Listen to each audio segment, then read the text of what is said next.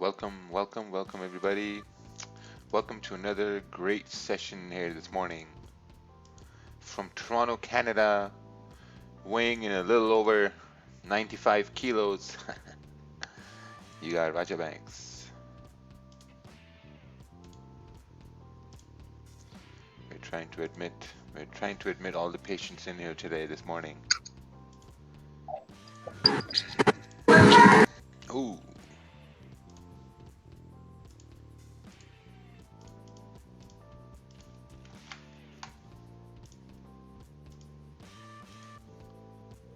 Had a little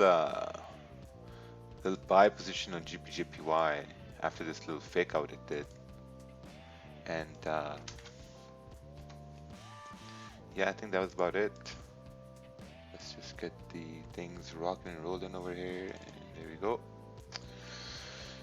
We are good to go. Let's get this.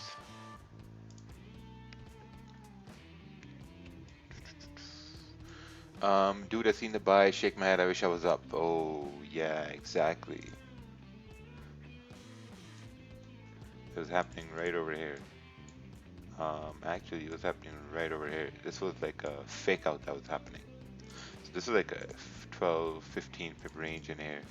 Why do you guys love GJ so much? Because I've been focusing on GJ for a very, very long time.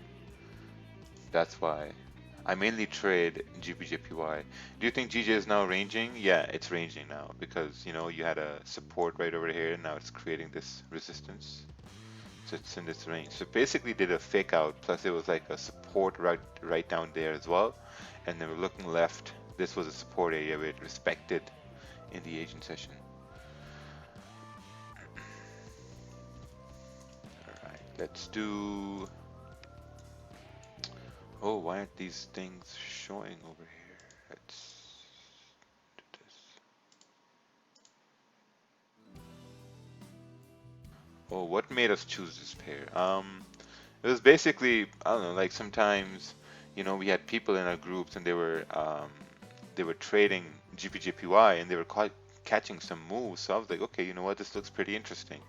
So then I started trading GPJPY. So it was like we were trading USDJPY, and then we moved to EuroJPY, and then saw that GBJPY was moving much faster than EuroJPY, and we were like, oh, okay, interesting. Let's take a swing at this.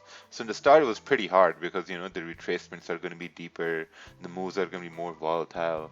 But the more you watch it, the more you kind of like watch it every day, you start to get accustomed to the moves.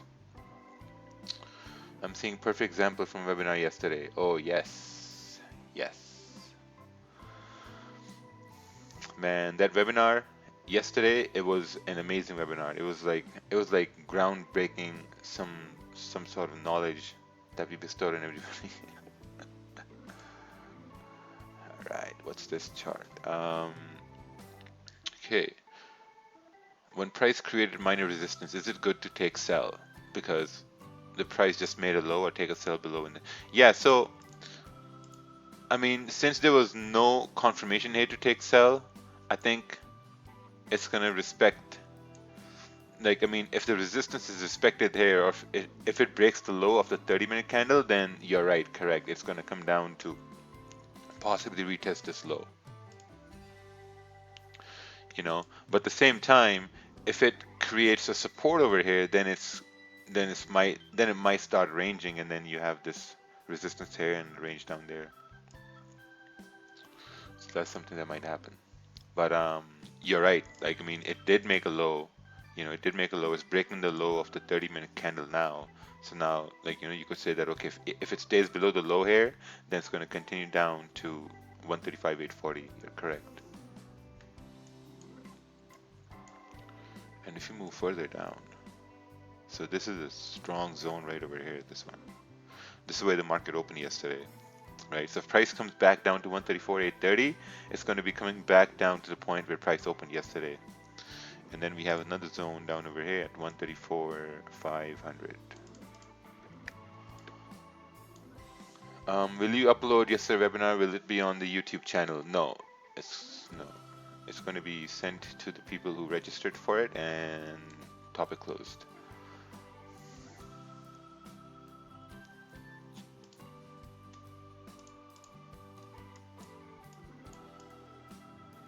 Yeah, since it's breaking the low over here, I think it should continue moving down to this low there. What's this? Price range during Asian session broke out of range, but London volume pushed it back in. Oh, this is the 1 hour chart. Bias to sell based on the high time frame 4 hour close bearish. Look like market is trending back to drop again. Yeah, I kind of believe that. I do kind of believe that because this 1 hour candle closed like a small body bullish candle, which doesn't really tell us that price is going to go back up. So I think it's going to continue back down. Even now, when you look in the 4 hour, 4 hour also stayed bearish. I think this move down and then a move up was like a retracement on the 4 hour. Like when there's news pushes it down, retraces, and then continues down.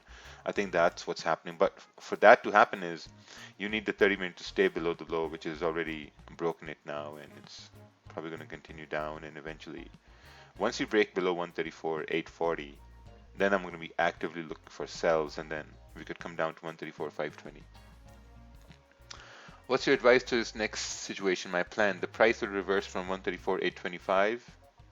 Okay, 825 to retest all the way up. In the way up, I saw a buy setup. I bought, but closed my position breaking and worry about lose. Yeah, so if you were worried about losing the trade, maybe you should have left like a small position running. Maybe you should have just done that, you know. Yeah, so basically Ali was saying a buy from down here till up there, but you got scared. So yeah, next time, whenever you get scared, just close majority of the position and let the small position run. Because slowly you're gonna, slowly you're gonna develop the confidence to let the whole position run.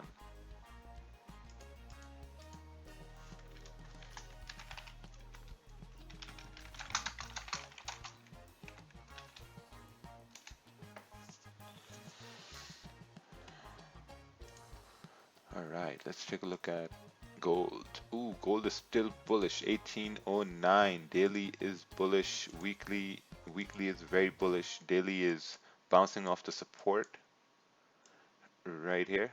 This is the support it's bouncing up from. It's coming up to another support. Let's just remove everything and redo these zones. You got a support.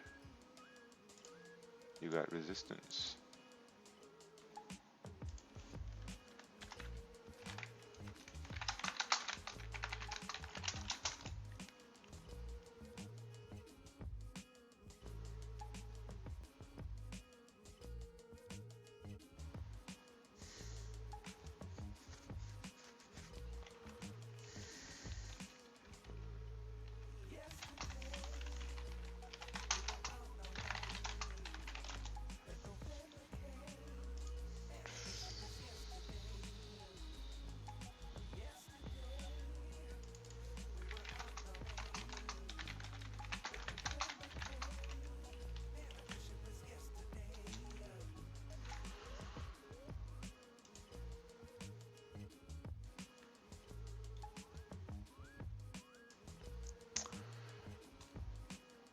Alright, let's take a look here.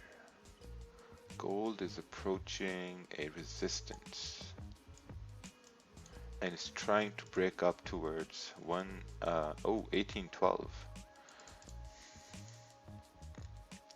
Yeah, I think it's very possible for gold to continue moving up because now, like if gold stays above 1808, there's a very high chance it's going to continue up towards 1812. So that's correct. Plus, we have a clean candle here to the left hand side. Look at this clean candle coming down, and then I think it's going to be the same move heading up slowly but surely. Now the 30-minute candle is also breaking the high of the previous 30-minute candle right over here. So yeah, I think it should continue moving bullish. Let's take a look at the pre-markets here. Take a look at what's going on. So we have positive 150 points. Positive 150 points. Positive 150 points. This basically means I just don't know what this means. It just means that it's bullish. It's doing good. So I haven't used this information in any of my trading. It's just something I just look at. When do we get recording of yesterday's webinar? You need to go watch my stories to know that. I mean, come on, man. You still got your, oh, you still got my YouTube description message over here. Yeah, let me just change this.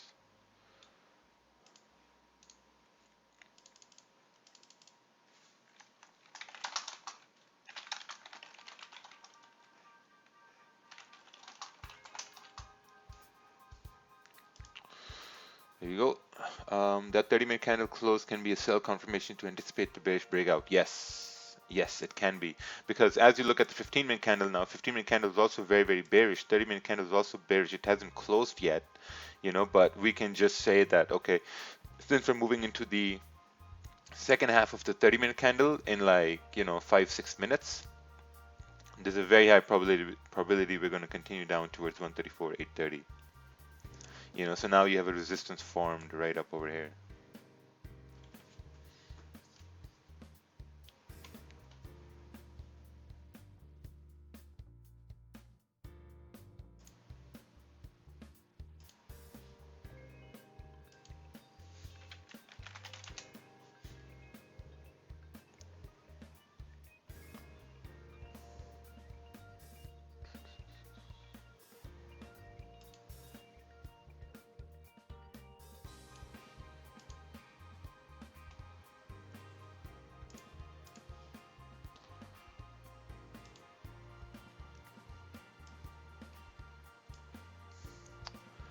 All right, let's take a look at this chart. This chart, ooh, so bright.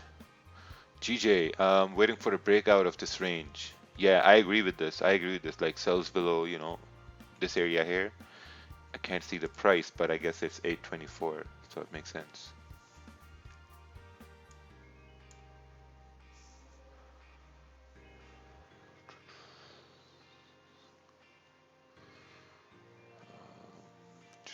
Oh, let's take a look at this chart here.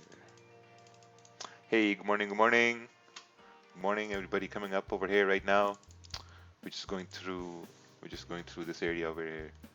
GJ 30-minute chart, stop loss above the previous high. Okay, I think you can still have a stop above this candle, the current 30-minute candle. Entry at break of previous 30-minute candle. Okay, makes sense. 3 pip entry too late. Okay, the only thing you should be worried about is that this support, right? Don't have a TP below the support. I know, like, anticipate price to drop below the support, but not actively look for a TP below the support until it breaks it. Because like sometimes what's going to happen is if you're going to take an entry, right? You're going to take an entry, price is going to reach support. You're not going to secure positions, and then what if price starts retracing? Start retracing back to your entry point, and then it takes a little bit of a drawdown. So it's going to be a problem. Are you going to send the recording of yesterday's webinar, please? Yeah, I think you need to go and watch my stories. I said that the links are going to be sent after London close. Do you have any experience in quantitative finance at a corporate level? No. I have no experience in quantitative finance at a corporate level. I don't think that's even a thing. Quantitative finance at a corporate level. What other level can there be? Quantitative finance is a term in itself. It's like a whole field of study. So when you add at a corporate level, that kind of like seems like you're trying to make it more complicated. Can I buy the recording? Everyone who's asking to buy the recording, you can't buy the recording. You can't. You had to register and you had to attend the webinar. It wasn't like if you don't attend, you can buy the recording. No one's buying the recording. So please stop asking me that. It was like for $30, I mean, if you missed out, you missed out. And I think GG is going to continue moving down. What do you think if I stick to my trading plan, entry when candle closed, but I lost many opportunity because price just moved when broke the high of the previous candle? Yeah, so if you think you're losing opportunities, that you're waiting for candles to close, I think naturally you should start looking at to see that, okay, how could you have taken the trade? How could you have taken that missed entry? If you missed an entry just because you were waiting for the candle to close, how could you have entered the trade with a safe stop loss? I think you need to start looking at things from that perspective now. That's cognitive analysis, where you like actively look to see, okay, I was waiting for a candle to close, and while I was waiting for the candle to close, I missed the move. But my bias was correct. So I think when you start to look at those things, you start to identify that, okay, maybe, like, I mean, let's say if someone was waiting for this candle to close and they missed the trade, I think a very normal thing to do would be to say that, okay, now let's see, where could I have entered the trade? Maybe you can say, okay, maybe I could have entered the trade as it was breaking the previous candle low with a stop loss above this current candle. Maybe that could have been a thing. That's how I learned. That's how I kind of looked at the trades, and I was like, okay, you know what? Maybe I could have entered there. And then I saw this happen again and again and again and again. And then one day I executed on that idea and I won the trade. And when I won the trade, I was like, okay, you know what? I've cracked a code over here. I have successfully identified how to enter a trade without missing the move and without waiting for a candle to close, you know? But at the same time, um, it's a little risky too, because that's an impulse entry. So you have to accept that risk. So to start, maybe you're going to use like a lower risk just to see if it works or not, but then slowly you're going to start increasing the risk because you've seen it happen more and more again. Where's your energy? Make him laugh, someone. His mood seems off. Wow, man. My mood is perfectly fine. Why don't you use pivot points? I don't understand pivot points. That's why I don't use pivot points.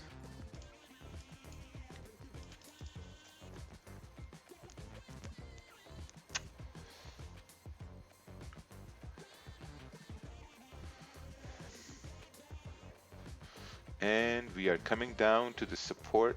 Ooh, Vince hit TP. Coming down to the support. Very nice, very nice. I think whoever sent this chart, someone sent this chart, which made me see it that way. Who was it? I think it was, oh yes, Edric. Edric sent the chart.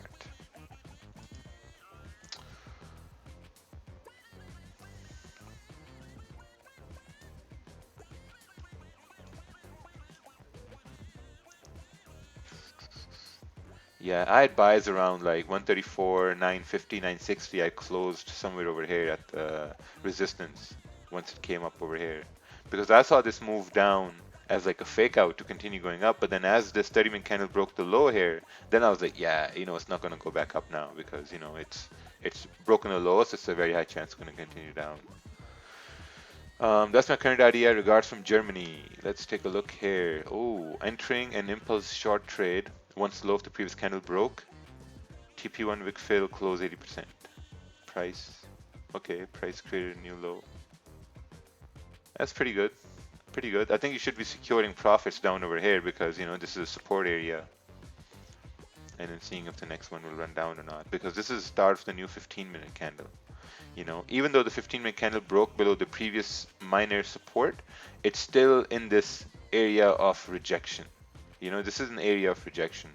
So when you're here, your positions should be secured and running risk-free because, you don't know what's going to happen.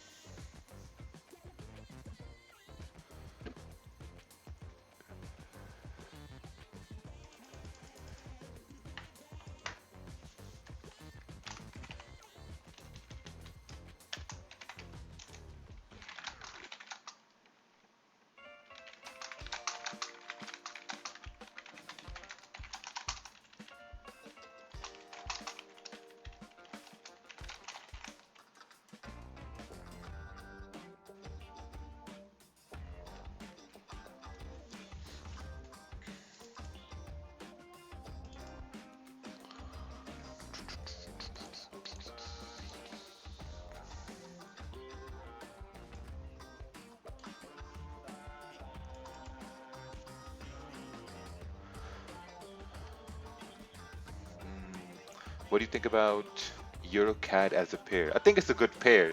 EuroCAD is a good pair. EuroCAD is moved by the euro. It's moved by the CAD, by the oil. It's a pretty good pair, EuroCAD. If you send a chart, I think we can look at more about EuroCAD. Sending charts.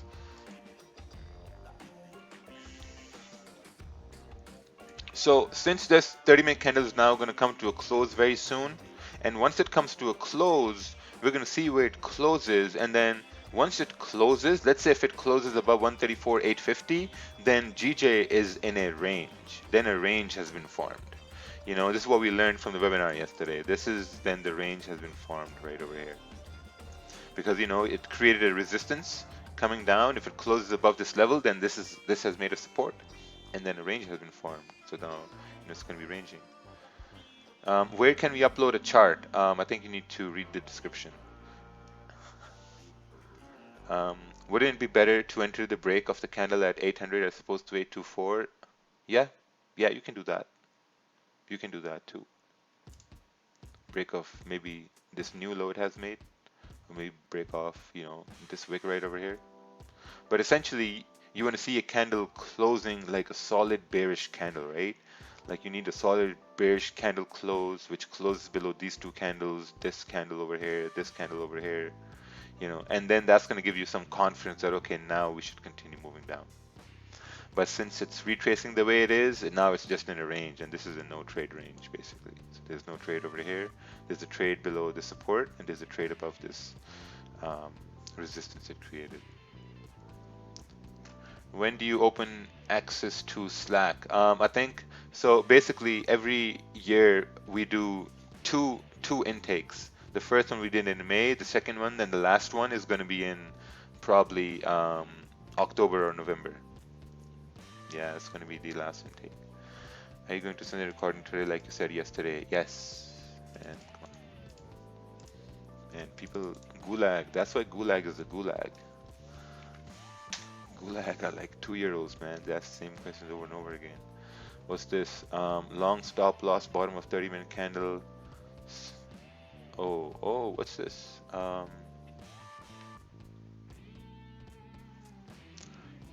Sell stop loss below 30-minute candle, short TP. Okay, yeah, that makes sense. I think the buy was a little too early. I think you need to wait for the 30-minute candle to close.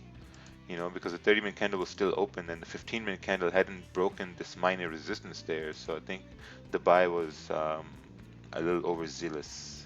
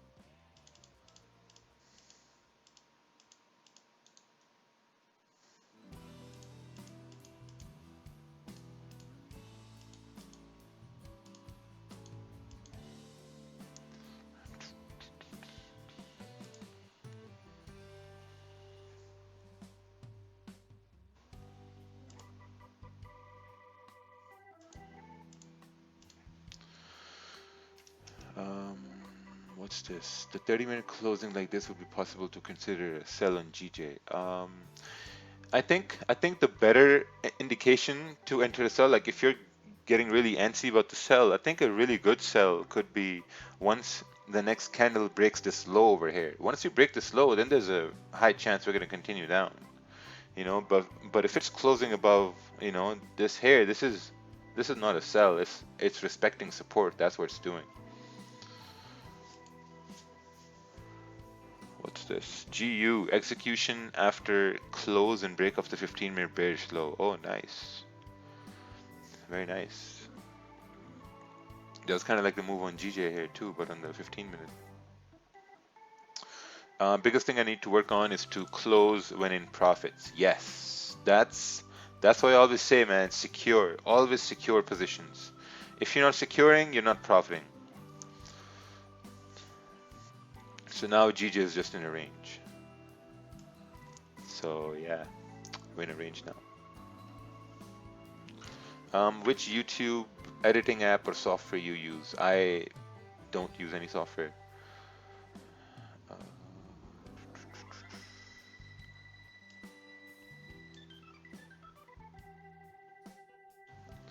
Yeah, so basically, there's a little bit of a discussion happening in the YouTube chat about, US 30 and pre-market. So basically, if the pre-markets are up, let's say it's positive 150 points, that it kind of means that US 30 is going to continue moving bullish too. So we'll have to look at the chart and we'll have to see how accurate that would be. So if you look at US 30 is indeed moving kind of bullish over here. If you look on the 4 hour, 4 hour is rejecting this support. I wonder what these blue lines are, pretty distracting. Must be a setting in the trading view. So it's forming a support, continuing up. I think if it continues bullish, it can fill this wick right over here at 26,300, which is around 74 points away. If you look on the 1 hour, same thing over here. 1 hour has an area right over which it can tap into, but it needs to close above 26,250. Looking at 30-minute as well, so this is like a resistance here in the 30-minute time frame. I think the candles need to stay bullish for price to continue moving up.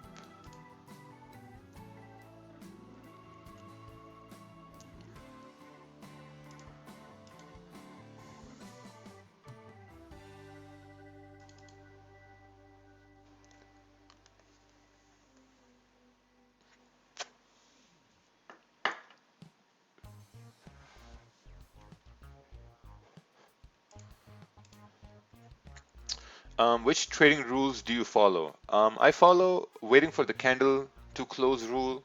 Sometimes I follow the candle breaking the low or the high rule.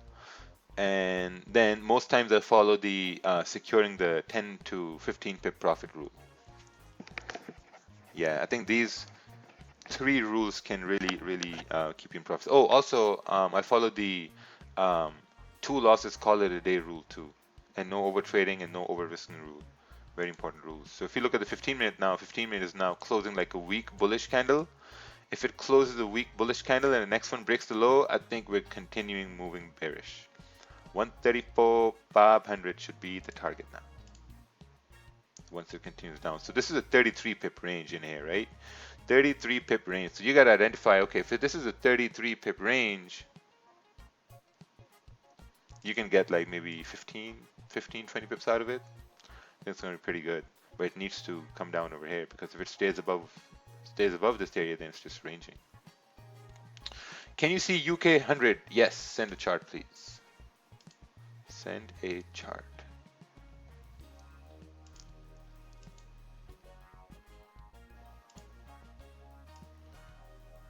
US 30 is trying to move up. Damn.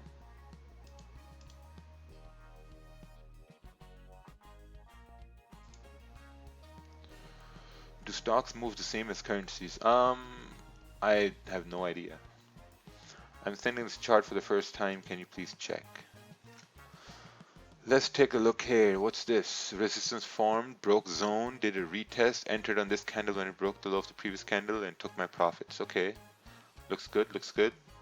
I mean, if you would have had a runner running, I think your runner would have gotten stopped out. Yeah, runner would have gotten stopped out. This was the low of the 30-minute candle. But I think you can still get a second entry if we start breaking below, the low, this low here it formed before. Yeah, I think that could be a point of second entry or second chance. I'll be looking for sells below this area, 134, when it breaks this low here. I'll see how the candles form at that point, and yeah, I think it's going to be good execution. I can't tell when Roger's serious and when he's joking. I'm actually always serious, very serious person. How many pips stop loss will you set once you sell this? We'll have to see. We'll have to see where the candles are, basically. We'll have to see how the candles are set up, and then I'm going to decide a stop loss. I mean, if we break the low and I take an entry right here, I think my stop is going to be around 15 pips above the previous candle. So, we'll see what happens.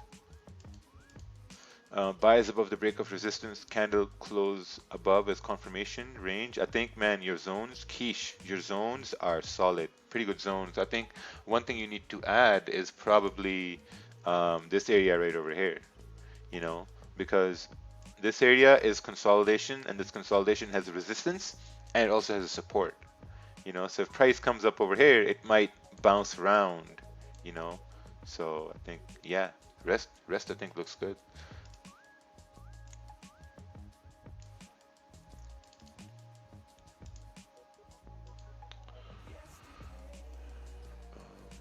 You said that you might enter if it breaks the low of the 15-minute candle closed bullish. Would you still take the trade or no? I'll see. I'll see if it breaks the low over here. Because then we also have to see that are we breaking that low in the first 2-3 minutes of the 1 hour candle or not? Because you know that plays a big role. So we'll have to wait and see.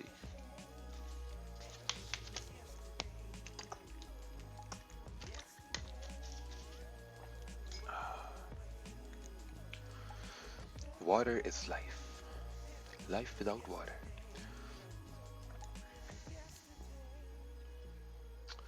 If I'm looking to sell is when candle broke the previous 15-minute low, where should I put my stop loss? Is it above the high of the current candle or put above the stop loss? Yeah, I think above the 15-minute would be better. I mean, again, we'll have to see what happens, right? What if the next one doesn't break and the next one breaks, so we're not sure what's gonna happen. What if it breaks between the first 2-3 minutes? Avoid the trade. I mean, low. Yeah, I mean, we'll see what happens. You know, because if we start talking about what if, we can talk about infinite amount of what ifs. Like, oh, what if this happens? What if the next one does? What if the 4 hour does? What if a news comes in? Then what? You know, what if it breaks the low and start retraces back in? So they're like infinite amount of what ifs. And if we start talking about infinite amount of what ifs, there's a very high chance that once the situation does come, then we might like, you know, talk ourselves out of the trade.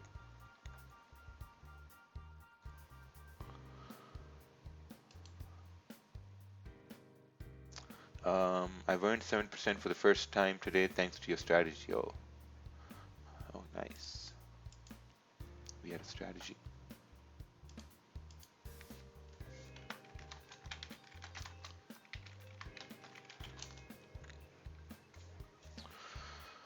All right, the US 30 has also broken above 26,260.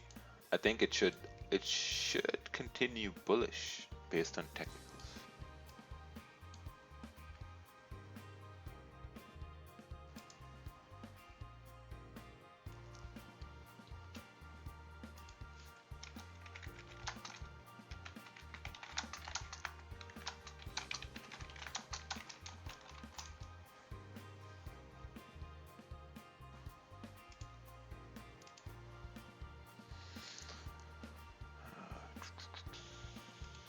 All right, let's take a look at this chart here. 4 hour trend line was broken. Okay, so what are you looking for? I think you need some sort of labeling here, like break of the support. I'm guessing you're looking for a break of the support. I'm guessing you might be looking for buys if it breaks resistance. Like I'm just guessing, you know. So yeah, otherwise it looks good. Your zones are correct. You know, a clean area down over here. It's correct. Gold also gold also closed above, so I think now gold should continue moving up towards at least 1812. Let's take a look at this chart here from the Gulag special. The Gulag special, this chart, my first chart, beautiful chart, beautiful zones, looks beautiful. I mean, needs some labeling over here, but otherwise it looks good.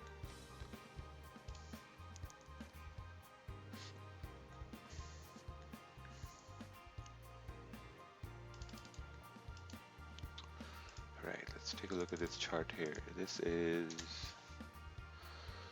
is your USD limit of head and shoulder pattern, looking for sells when this area breaks. I think you should also mark down how will you look for buys once price starts going up. I think that's also very important.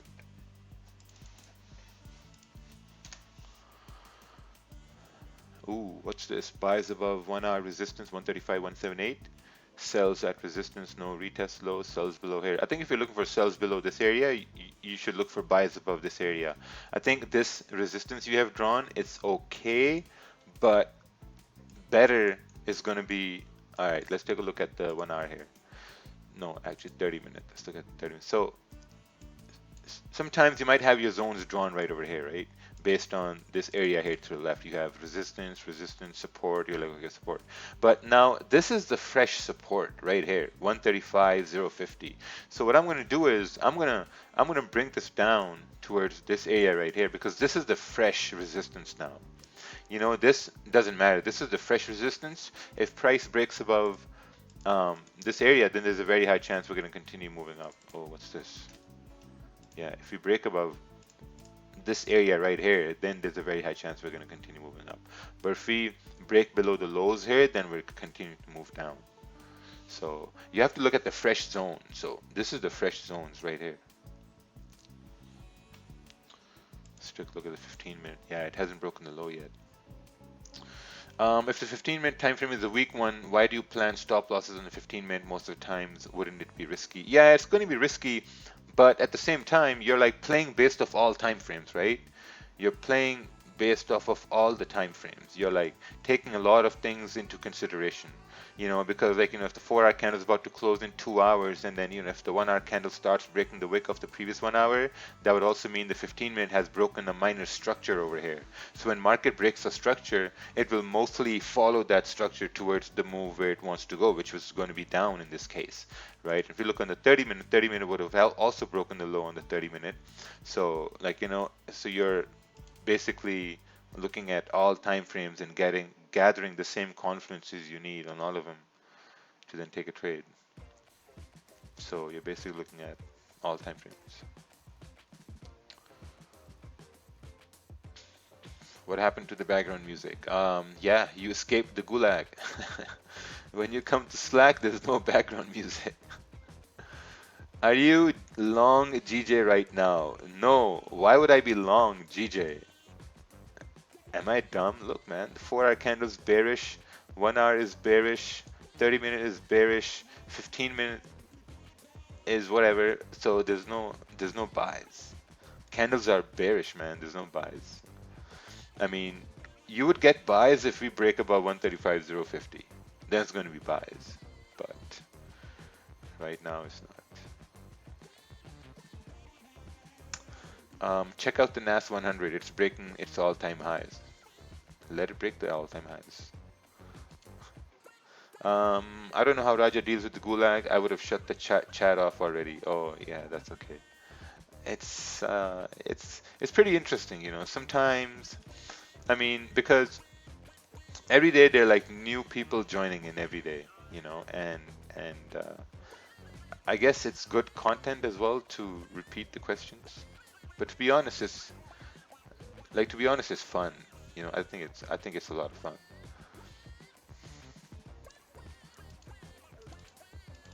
Like, look at this, you know, Raja, will gold go down? See, it's fun. I mean, gold, all candles are bullish. If you're selling gold just because it's reaching like a resistance, I don't think that's going to be a good idea, man. Yeah, I don't think it's going to be a good idea. You'd want to wait for gold to break below 1808. You did take a buy on GJ earlier, right? Yes. Yeah, I did. I had a buy once price was coming into 134,960. Took buys all the way up till here.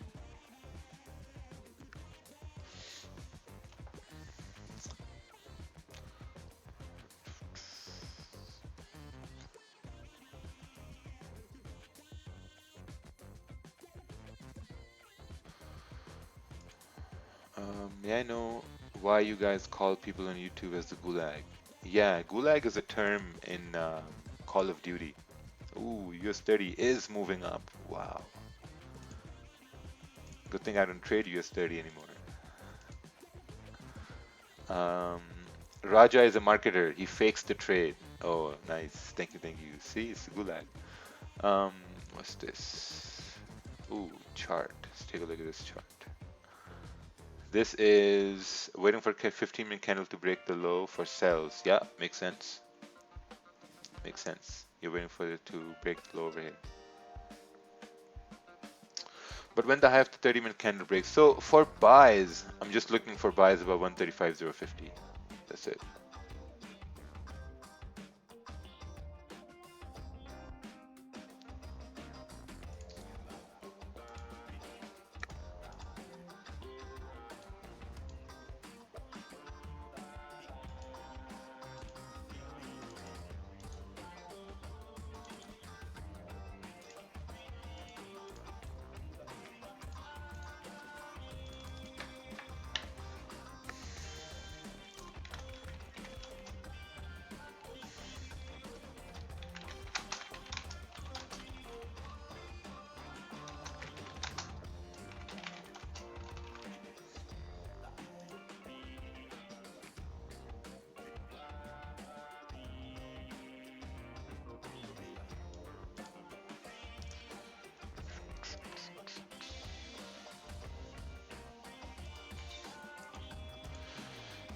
You had 15 lot. Yeah, yeah, yeah. I decided to upgrade a little bit today.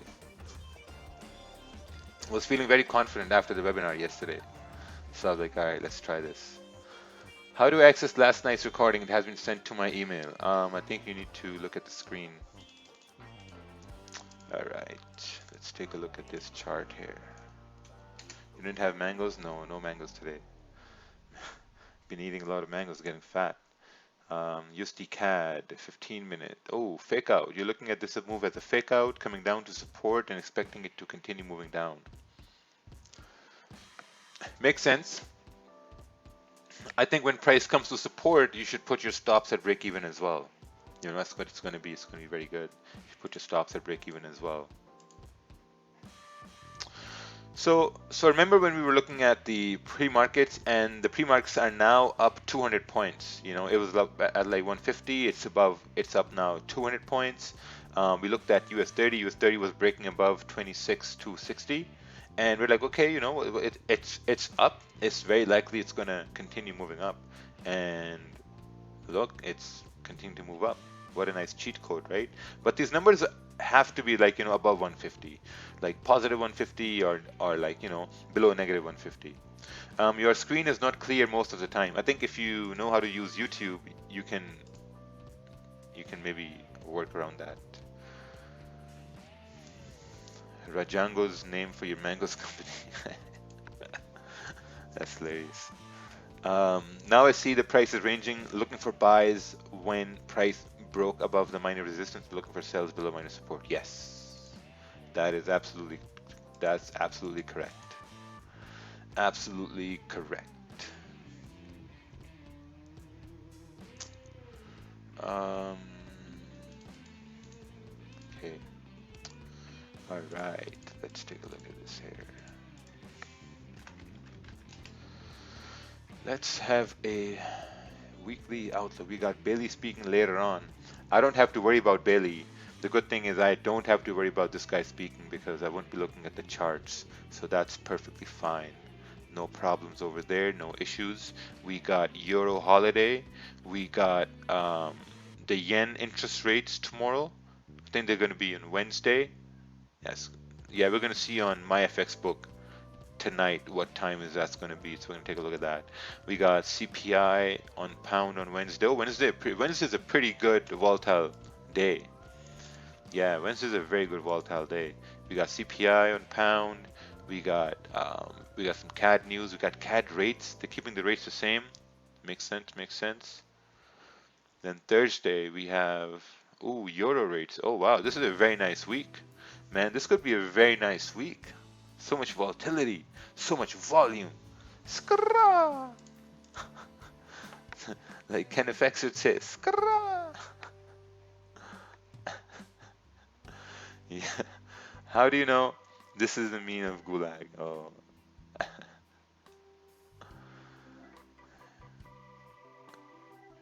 Let's take a look here.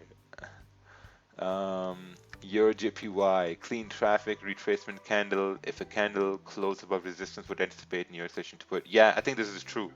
We've broken the high on the 1 hour.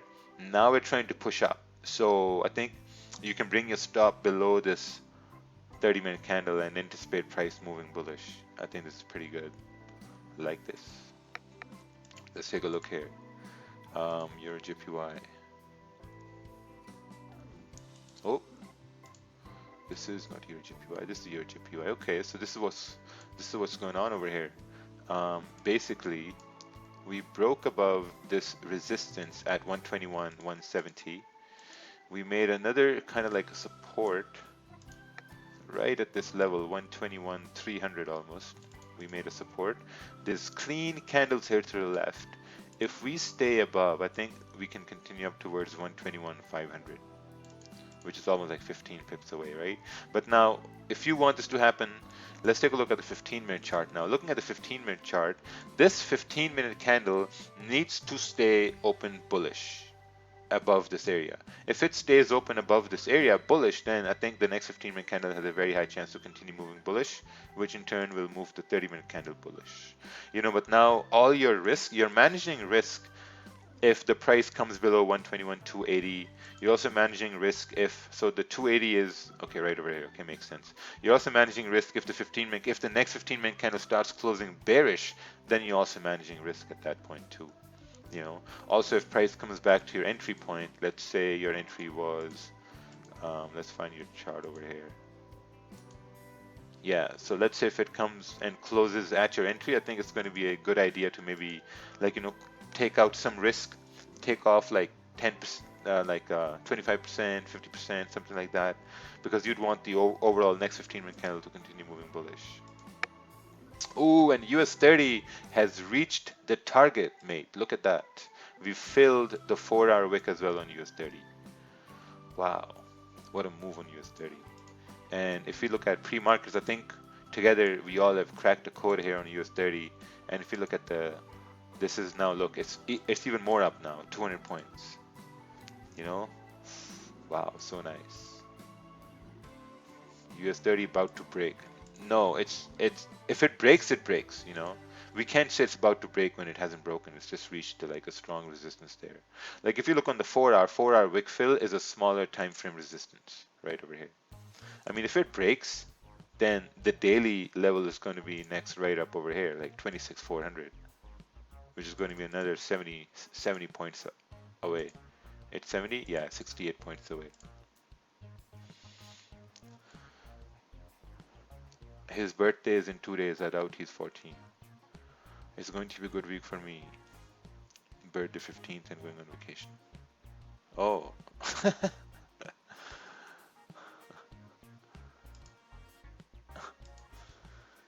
All right, this is a, see now GJ is still ranging, no trade over here. What do you think? Let's take a look here. Let's take a look at this chart. Broke range, NAS one, oh nice man, looks pretty good. I think you can maybe bring your stops below the 15-minute candle here. It's pretty good. Possible entry if GJ breaks previous 15-minute low. Yeah, no, not this one. I think this one. This is what I'm looking at. This low over here. Yeah, I'm looking at this low over here. I've learned a lot from you without even paying a dime. But in the same time, I believe everyone has different brain and psychology. I want to thank you for sharing your knowledge with us. Well, Maverick, if you're in the UK, I'm going to be in the UK in September, and then, you know, whoever wants to show up, we'll go for like lunch or dinner or something. And anyone whom I've made money here in the stream, like when I come to the UK, you guys owe me steaks. Steaks all day.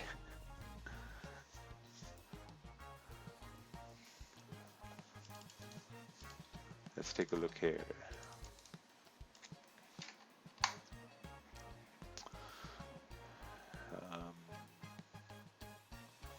Yeah, I think we'll do a get together. Like we'll decide a place and then we'll do a little get together. I'm looking for cells right here if I have enough confirmations. I think what you're missing is this area right over here. This is what you're missing here. Because if price breaks above this area, then you can have a buy position running up into this zone. Yeah. Yeah, I think that's going to be a pretty good idea.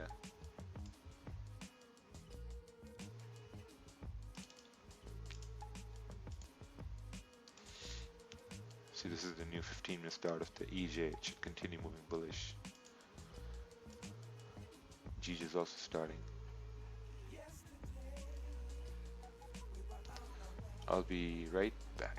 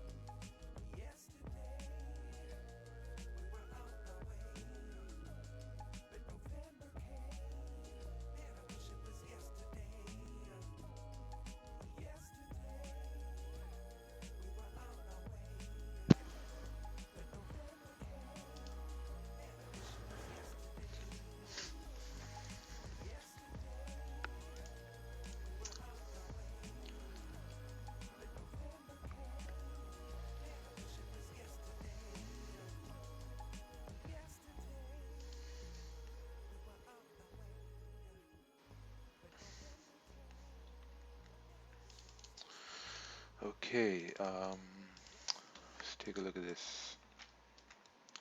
Nothing so far. Now GJ is successfully ranging now. Now GJ is ranging. My plans is to wait on GJ.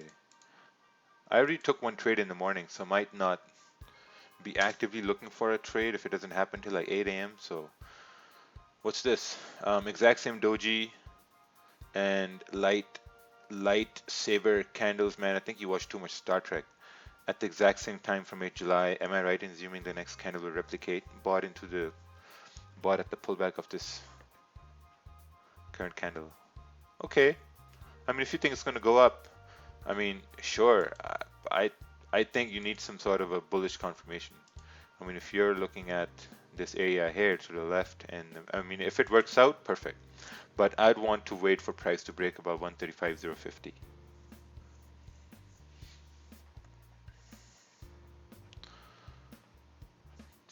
If 30-minute close bearish at a support, but 1 hour close bullish, will the buy still be valid? I think the buy will be valid once this 30-minute candle broke the high of the previous 30-minute candle. I think that's when it would have been valid.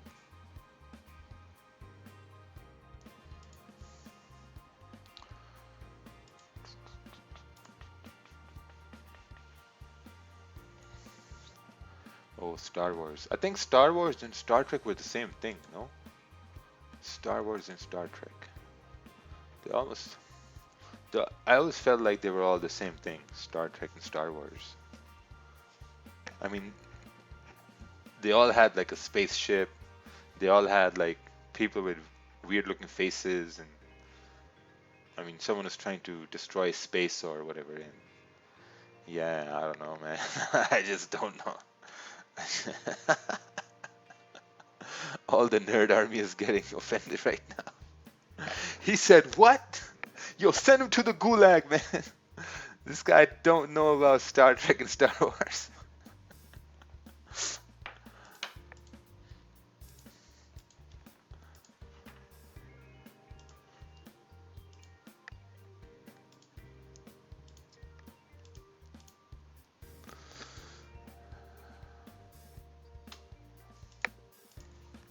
Let's see here. When you're coming to Africa, probably maybe next year. Star Wars. All right, I'll show you proof. It's kind of like the same. Okay, look. We look at Star Wars and we look at pictures. And oh, okay. Star Wars had like normal humans in it, and Star Trek is people with weird faces and ears. Okay, I understand now.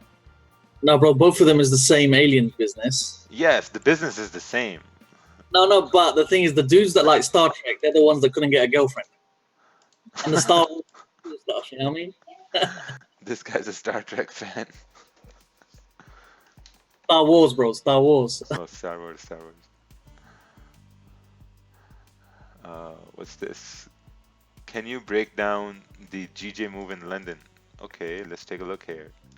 Let's see how could I have entered this trade in London session. So price obviously went up, and 1 hour candle basically closed bullish. So let's say the 1 hour candle was closing bullish here. You know, it closed with a small body. So if it closed with a small body at like a resistance area, I don't think there were enough confirmations that it's going to continue going up. So let's keep on diving over here. 30-minute candle closed bullish under resistance. There was no confirmation it's going to break up. If you look left, it was also a resistance here to the left-hand side, right over here. So it was that resistance basically. Looking on the 15-minute, ooh, I guess once this candle closed below, you could anticipate it's going to go down, but the stop would have been way too big. So I think this was a difficult trade. Maybe looking on the 5-minute, yeah, maybe somewhere over here you could have entered based on the 5-minute, but I think it was difficult. Yeah, it was one of those impulse trades that, oh man, if it can't break up, it's going to go down, so we want to sell. So I think it was difficult. If someone did get these sells, man, beautiful, amazing. But I personally think it was pretty difficult. Especially, like, you know, when this kind of broke the low on the 30-minute, then you stop would have been around, like, well, 15, 16 pips, not too bad actually. And then anticipating it to come down. Also realizing, I mean, the sell would have also been made sense as well because, the weekly candle started, right over here. And if you just look at the weekly or even the daily, and you could say, okay, well, daily has only gone bullish, so it might go bearish, because the previous daily candle was also bearish and kind of like tapped into this resistance here. So there are a lot of scenarios you can play on and make notes. So it's all based on like making notes. What kind of notes are you making then? That okay, it made sense. I could have taken the sell and okay, because this is going to happen over and over again. It's going to happen again. And now we're approaching towards 135.050 here.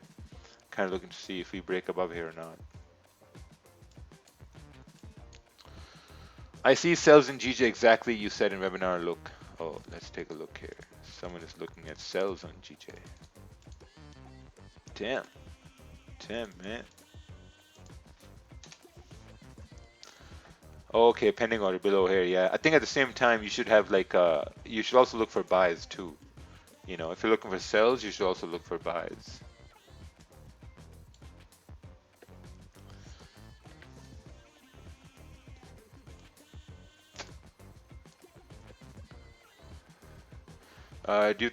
Do you really think Qbanks is good, or are you just trolling? I think it's a good guy. It's pretty good. Pretty good. Me and him, we're on good terms. Like, like we chat here and there as well. Pretty good.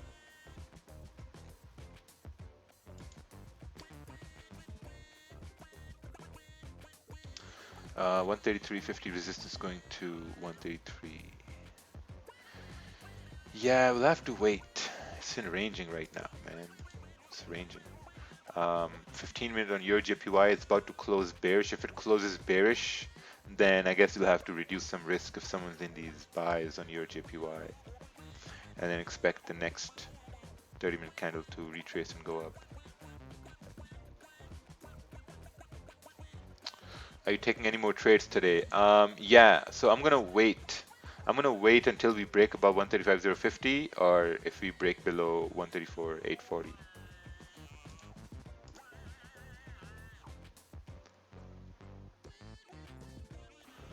Raja, you should get Qbanks in here one day. Yeah, we actually had him here. I think this was like last year. We had him here on the stream.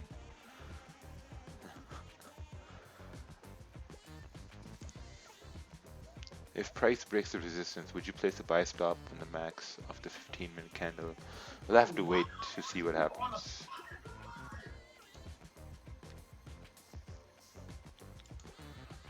We shall wait and see.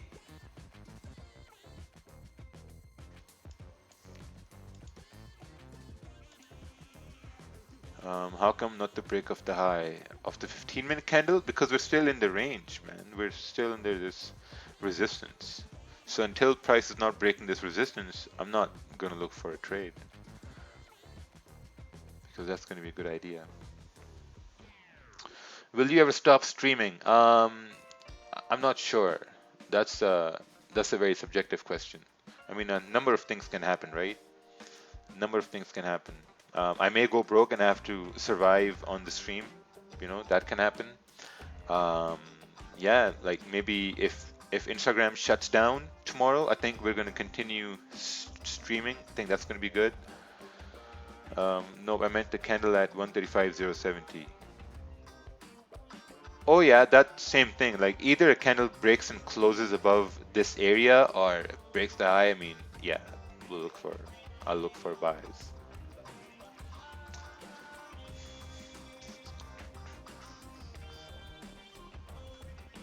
So it's still a Monday, and Monday is a day when the market is still setting up to go where it wants to go. That's why I think if you're coming into Monday, you should basically like, maybe like kind of tone down on your like, trading and analysis and stuff like that. Like yesterday in the Asian session, I looked at Asian session at around Asian Open, and it was just garbage, man. It was just ranging. It was just so hard range. What song do you listen to while trading? I basically don't listen to any songs while I trade because my trades run for like 10 minutes max, 10 to 15 minutes max, and then I'm done. Um, yeah, have Daniel Savage as a guest. Daniel Savage is a member. Daniel Savage, he's been on the streams a couple of times, like a lot of times, man. He's yeah, I know Daniel Savage in person. We've met, we've hung out, we've ate together. Yeah, cool guy. I think people need to understand that the way people show themselves on, like, online, they're completely different in person. Like I'm a completely different person in person. I'm I'm much of a bigger troll in person. Why Hayden wears the same shirt? I think Hayden has a bunch of these shirts. He's like, yo, you're looking at consistencies of my clothes or the charts? Like, come on.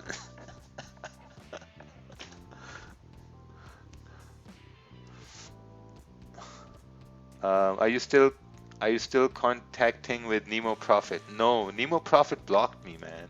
Like a lot of people have blocked me on social media. They don't want to be my friends for some reason.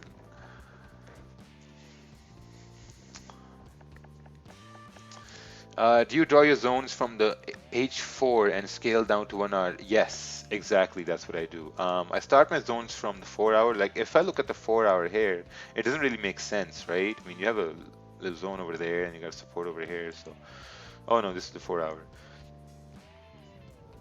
Yeah, the 4 hour is pretty dirty. 1 hour is also pretty dirty. So if you look on the 30-minute, it's much cleaner.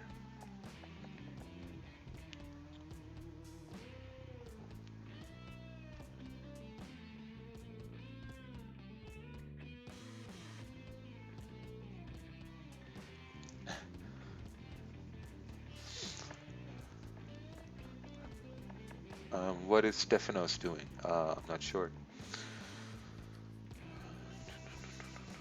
Um, what are your biggest confirmations for entry? Okay, my biggest confirmation for entry is going to be before I look for a trade, I basically visualize the trade in my head. So I would want a candle closing like this. This is what I would want. I'd want a candle to close like this, and then I'm going to take a buy 100%. I'm going to take a buy. My stop is going to be below this candle, and then I would expect the next candle to continue moving bullish. This is what I would want to see. This is going to be that candle closing above the range. That's going to be the perfect entry I could just dream of. Because even if this trade fails, okay, here's the beauty of this one. If this trade fails, and let's say the next candle starts to break the low of this bullish candle, then I know this move was a fake out, and then I can take sells. So I can close my buy early in a smaller loss, and then I can take sells, and then get the move coming down here. But if the next candle just goes up like this, then I just punch my screen, and then I say, okay, you know what? This is just so stupid. And then I'll just call it a day. Because that'd be like getting faked out 2 times. It's no fun getting faked out 2 times. Does for US pairs, would you recommend analyzing DXY? I would recommend not to look at DXY when you're trying to trade a currency pair based on the 15-minute or 30-minute or 1 hour time frames. I think looking at DXY is going to kind of like sidetrack you from what you're looking at or what you're basically looking for in the chart. So I think it's going to be a very good thing to do. Just maybe not look at DXY.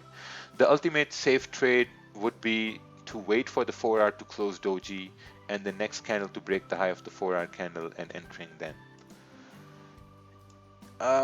Yeah, yeah, sure. Yeah, that could be a good one too. But if you look on the 4 hour here, breaking the high basically means breaking a minor resistance here on the 30-minute. Well, 30-minute is pretty strong area too, so it's the same idea. If first trade losses or wins, do you take the same percentage risk on the second trade of the day? If the first trade is profitable, then I'm going to reduce the risk on the second trade, because now I don't want to risk the profits from the first trade. That's the first thing.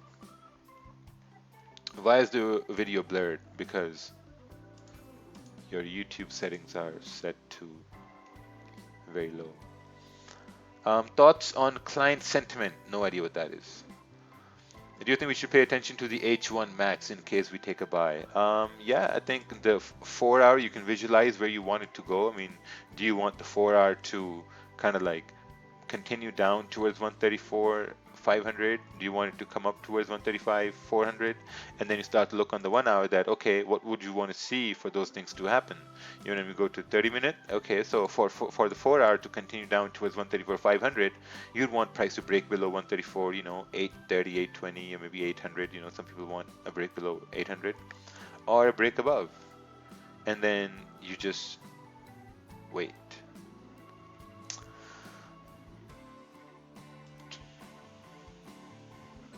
Maybe the stop for the short is big. Um, no, the stop loss for the short is not big at all because we haven't taken a short yet. So it depends when the short formulates. What's your bias? Because in the 4 hour price is yet to create a higher low. Yeah, my bias is ranging right now. My bias is put your hands right under your ass and just stay quiet. That's my bias. We're just ranging. How do you differentiate a fake out or stop hunt with momentum candles? You can't. You can't. It's the same thing.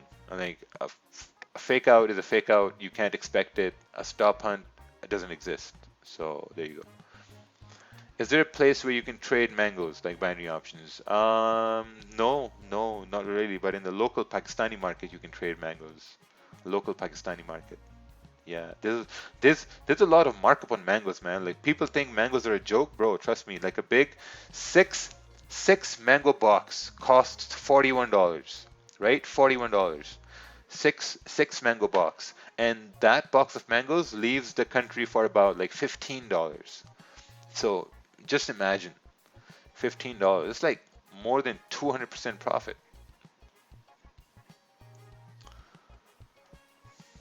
Yeah, mangoes are no jokes, man. There's a big mafia on mangoes. The mango mafia.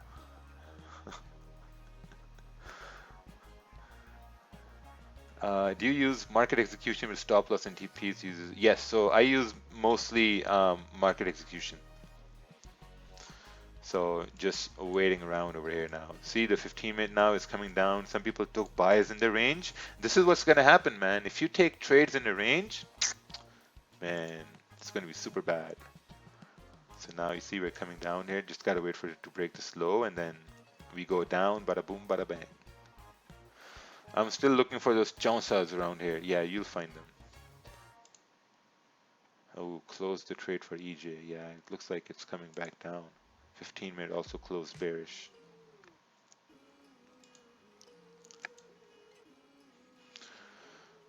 Um, yeah, so if we look at the time, we're moving into, so see now price was in pre-New York. Pre-New York was ranging, had a little bit of a up move here. It was whatever. And then, like pre-New York just ranged. Now we're moving into your New York Open in 20 minutes, right? There hasn't been any break. There hasn't been any big moves. There hasn't been any big candles moving. So now you start to look at the time. You're like, okay, maybe there's going to be some sort of volume coming in the New York Open, right? Yeah, maybe there's going to be some sort of volume coming in New York Open. So we can kind of like, maybe look forward for that, some volume to come in New York Open. If we break below, let's say 134.850, I think there could be a very clean move coming down towards 134.500. And then you have this 30 pip range, and from this range you can get like whatever you want. You can get full margin 6 pips or full margin 8 pips or 12 pips. When are you coming to Middlewich? I don't know what that is. Middlewich. Gotta Google this place. Oh, a town in England. Let's take a look here. Middlewich. Ooh, Middlewich is too far away. I'm gonna be way over here in London. Yeah, Middlewich is too far away. All right, we're coming down over here. Can the volume fake you out? Oh yeah, absolutely. Absolutely, volume can fake you out. But Waterford. I don't even know where Waterford is. Is it in the UK? Oh, it's in the US. It's an English name. Has to be over there. Let's take a look here. Waterford. Oh, Ireland. All right. Yeah, I'm gonna swim over there. Hold on. Gonna come to right over here. Gonna drive to St. Davis. Gonna get a boat. Go to Kilmoquay and then yeah. Gotta meet Conor McGregor too over there.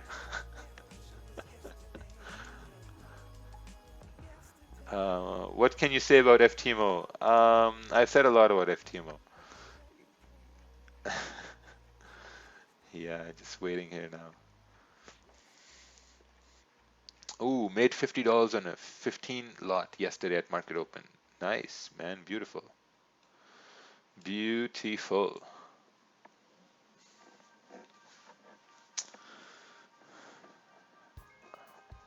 Come to Delaware. Ooh, Delaware, I think if you're looking for zero taxes, zero sales tax, if you're looking for really good houses, Delaware is the place to go. Honestly. Man, my mind was blown. The other day someone told me about Delaware.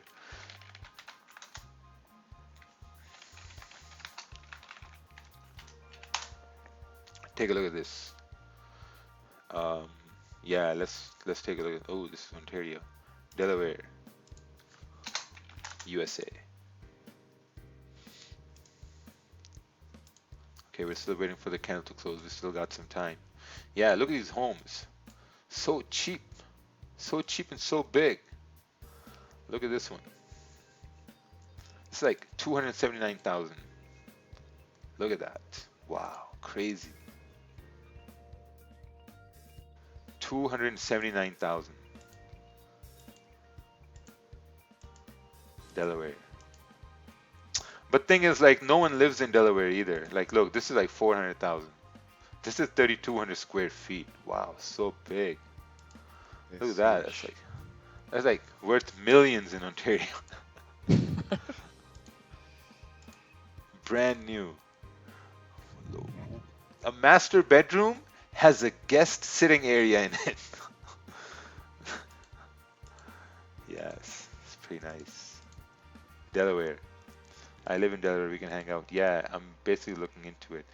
When entering a buy, are you looking for the previous support or resistance as your first TP area?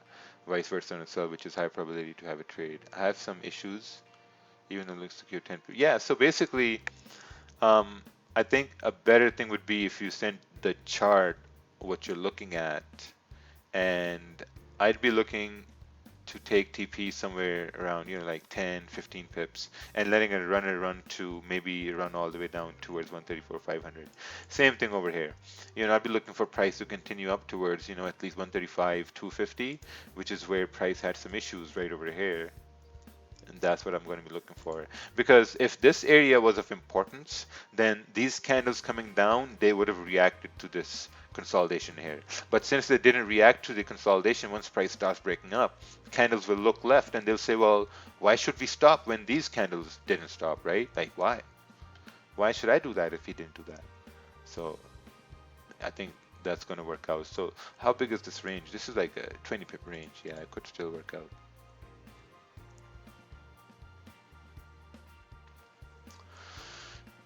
Yeah, property is really cheap in the US. It's crazy. No sales tax. Damn.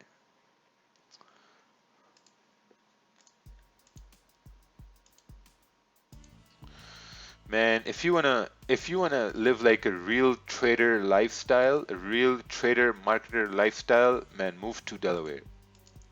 Trust me. Quick time.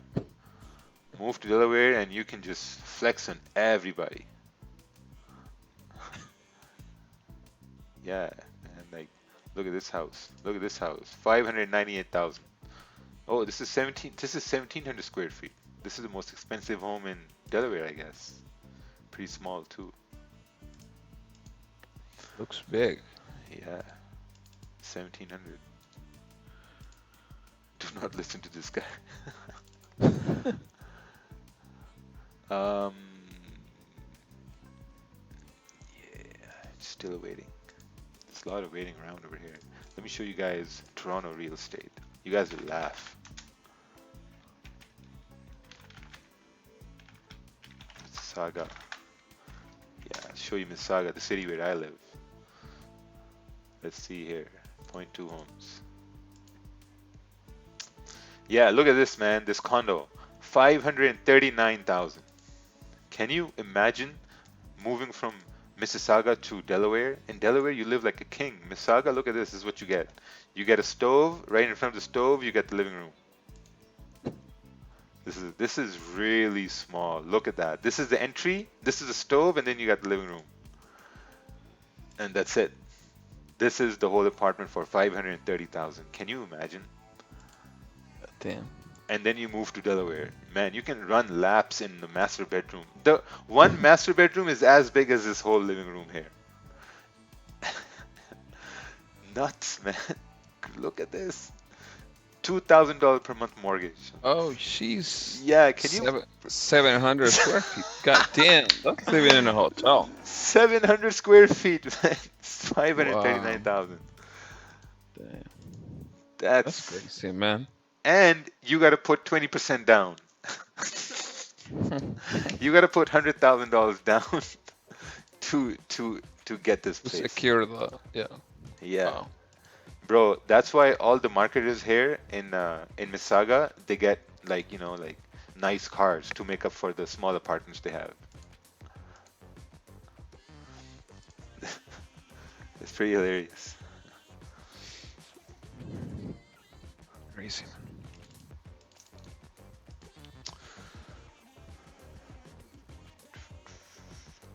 People are saying that the YouTube video is really blurry. I think I'm going to show you guys how to fix it, and then people will call me a narcissist, but I'm going to show you how to. So this is a little tutorial that we're going to run for free about how to basically use YouTube here for people saying that it's pretty blurry. So since price is still ranging, so we can probably do this. We still have time here. We got 10 minutes left for the New York Open. If the YouTube is blurry, this is what you got to do, right? You just got to, so this is what you see, I guess. Let's go over here. And yeah, so I guess this is what you see right over here. So when you see this, what you do is you go to settings, and then you go to quality, and then you change the quality, and then boom, look at this, clear. And if you have even better internet, then you can go up over here and you can do this. Boom, fixed. You know, I mean, just gotta use your brain like a little bit, and things will all start to make sense. I mean, it's like magic, right? Magic. Yeah, so we're still waiting right over here, just waiting for this area to break below the support, and then then we can slowly go off towards 134, 550. Yeah, I think that's going to be a pretty good idea.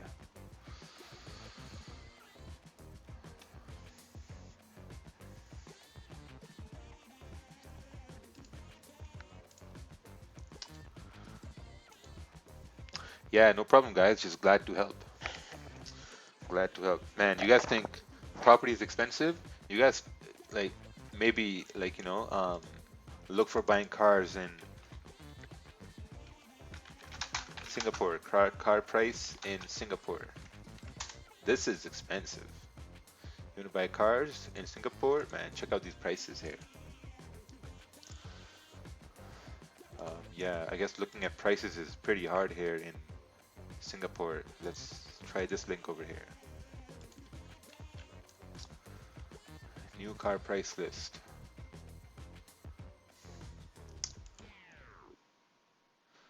Okay, we got price list for BMW. Okay, let's take a look at BMW here.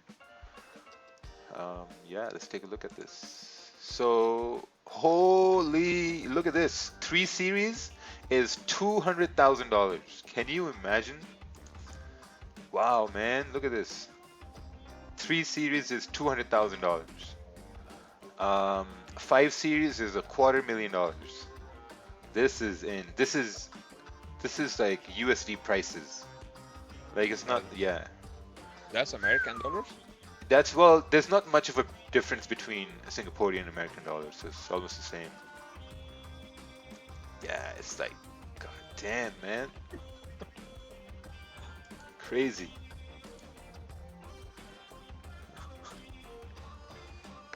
You could probably jack off Honda Civics here in Canada and sell them in Singapore.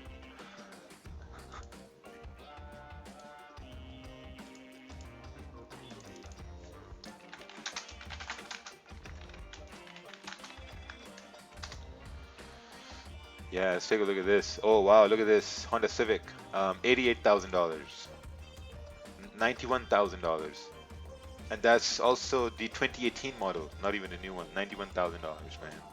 An Audi A7 costs that much over here. Yeah, man, it's pretty amazing world we live in. Oh, now your JPY is starting to break up over here in the 30-minute time frame.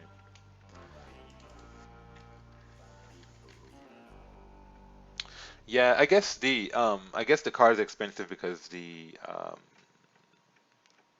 metro the metro is really good over there, like the public transport.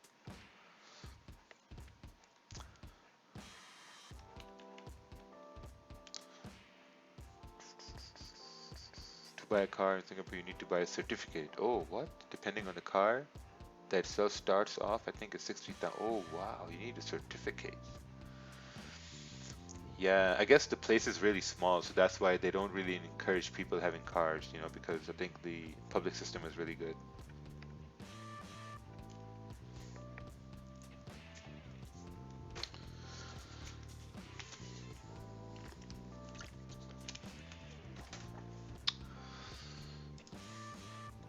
Someone said I can get a 3-year-old 5 Series for 15,000. Yeah, but we're talking about Singapore, not where you can get it for 15,000. It's still pretty good. Yeah, right. I mean, we got 10 minutes left for the New York Open, and looks like we're still arranging here. But candles are going bearish, right? Candles are bearish. Yeah, let's just wait and see. Still got 8 minutes. Still got 8 minutes to kill here.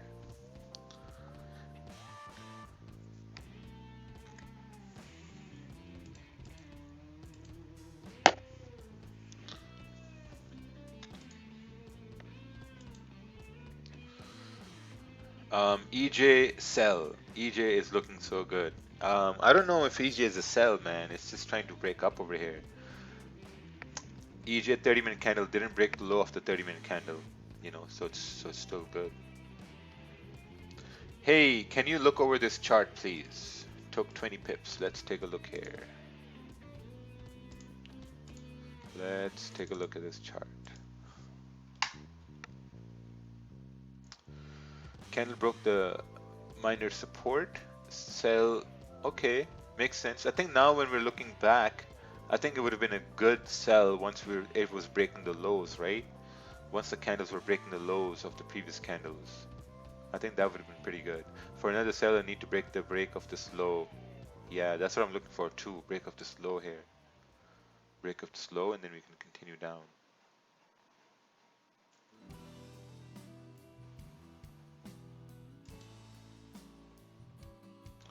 Adam Koo is bad. Oh man, I've heard about this some guy. His most expensive class is 30 days, 30 days long. He does 10 days one-on-one with you, and the rest are just like homeworks and assignments.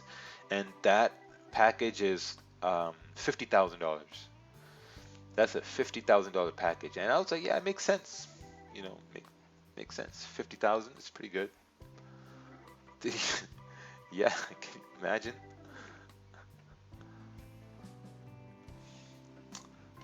Did you get my super chat? Yes. So, ooh, Amrod Macias donated $2. Try living in San Francisco, 800 square feet, 1.2 million. 1.2 million. That's a lot of money.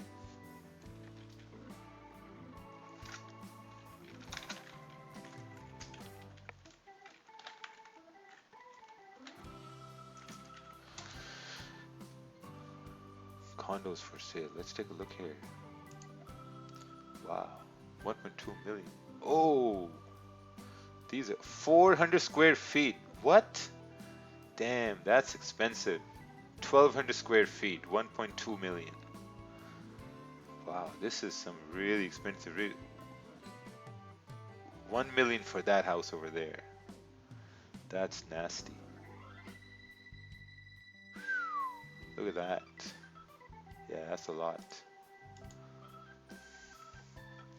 The way you trade is boring. You barely lose money. I do lose money, but I just don't trade as much to lose the amount other people lose.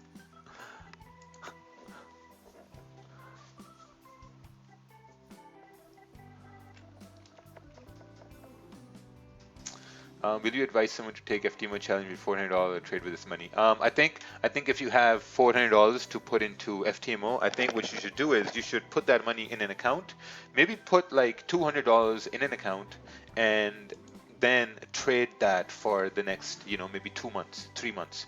If you think that you are growing that amount by, some sort of some sort of a percentage, then I think you can tell yourself, okay, I'm ready for FTMO. Because the thing is, if you're not consistent from the get-go, if you're not consistent even before you start FTMO, then you have to understand how the hell are you going to be consistent on FTMO, right? So that's like just throwing money down the drain. I mean, don't get me wrong, sometimes you can get consistent sometimes, but I think it's just better to maybe focus on your account, and if you see you are ready, then go for FTMO. But if you're going for like a funded account with the hopes of making thousands and thousands of dollars, then I think that's just a dream, and everyone is entitled to have good dreams, and dreams are just dreams sometimes. Not all dreams come true. You have to understand that. Not all my dreams came true. I wanted to buy a jet last year. Didn't get it.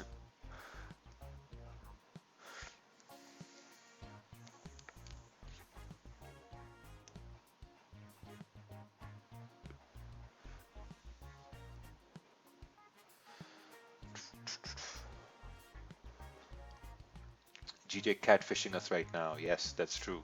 You see these wicks? These wicks are catfish hooks.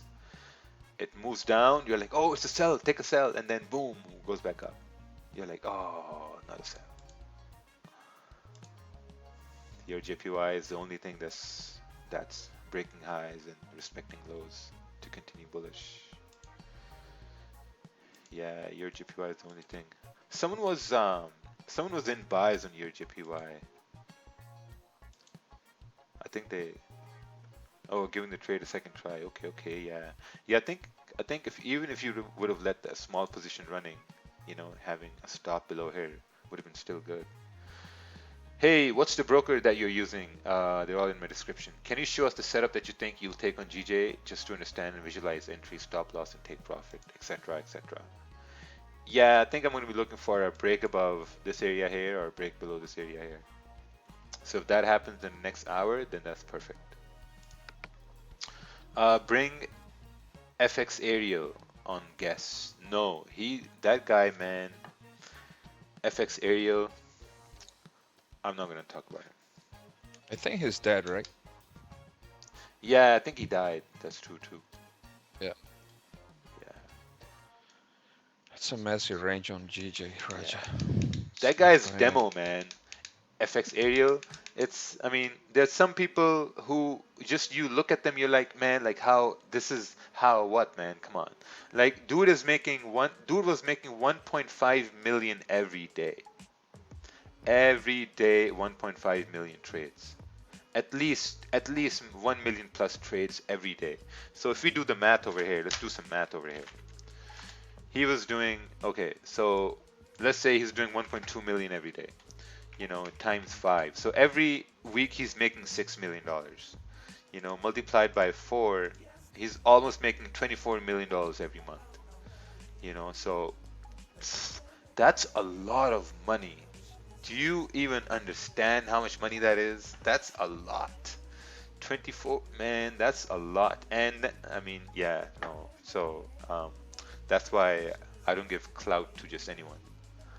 I want to make sure it's a proper somebody. Yeah. Um, yeah. So his take was that he works on a hedge fund, and he works on a $20 million hedge fund, and they allow him to show those profits on Instagram, and we're like, whoa, nice man, must be pretty cool, chill dudes over there. Full margin every trades. Full margin every trade's worth millions. Amazing, man. I mean, it's just crazy. Um, why is it that demo mode we mostly make money? Because when you're doing demo, the thing is like you're not accountable for it, right? Like you're not really looking at the downside. I mean, even if you go in a downside, you're like, okay, yeah, whatever, like you ignore it. But when you're going down on a live account, you're just looking at it. You're looking at it, you're like, oh man, like I'm in a loss right now. Like, should I close? What should I do? But on demo, you're like, yeah, I will let it run, no problem.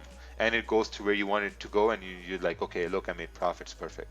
But when you're live, man, you're looking at every candle moving. And every candle that moves against you, or every pip that moves against you, you're making a decision. But on demo, you're just waiting. Right? Right? Like you're making Yeah. decisions. Yeah, man. Oh On shit, demo, price moved whatever, down. man. Price moved down one pip. Gotta make a decision. You know how many people I know that they trade demo and they have these trades open for a week, and the next week is in profits then. Yeah. But when it's in real life, bro, not even one day in reds is good for you. Yeah. That's crazy. Yeah, that's why like I only now focus on one trade a day. One, maybe two trades a day, that's it.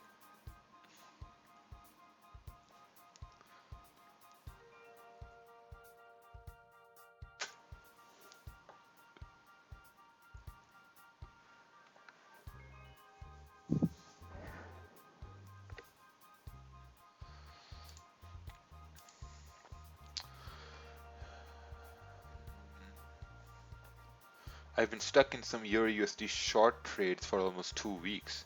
Grifter, let me save you. Send us a chart. Send us a chart with your entries and exits, and let us save you from the gulag. Trust me, we can save you from that trade. We can give you some good advice. We can basically take you out of that misery. That used to happen to me too, man.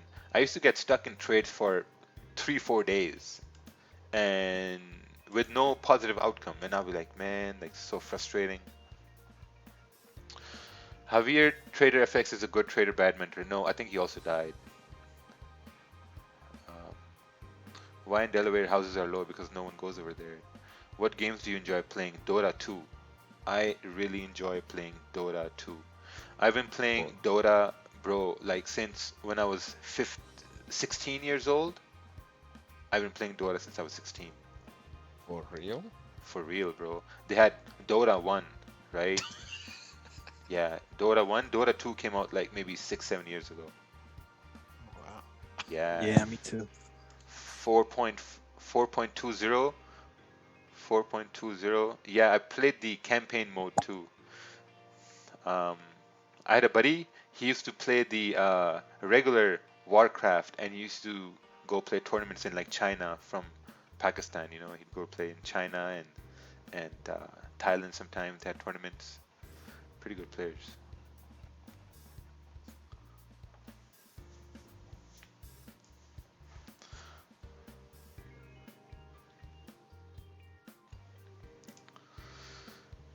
Yeah, it looks like US 30 did a little fake out on the upside to continue down, I guess.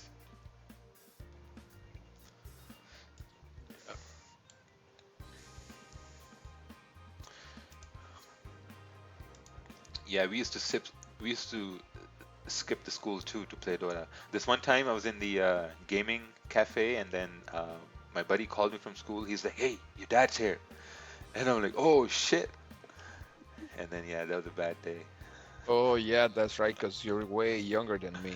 Because in school we used to play Street Fighter, the first Street Fighter. Oh yeah, yeah, yeah. Like on the arcades. Yeah, man. Yeah. Yeah. There would always 25 be this cents. one kid who would never lose. Oh yeah, 100%. This this one random kid would always be there, and he This would always play one character. yeah, man, this motherfucker basically paying 6 hours. Yeah. It's really So when you sound about my age, that's right, man. How much dollar was your first deposit? $200. Yeah. How can I avoid long wicks? If you could take a look at this chart and give me your opinion on things I could improve on. And there's no chart after that.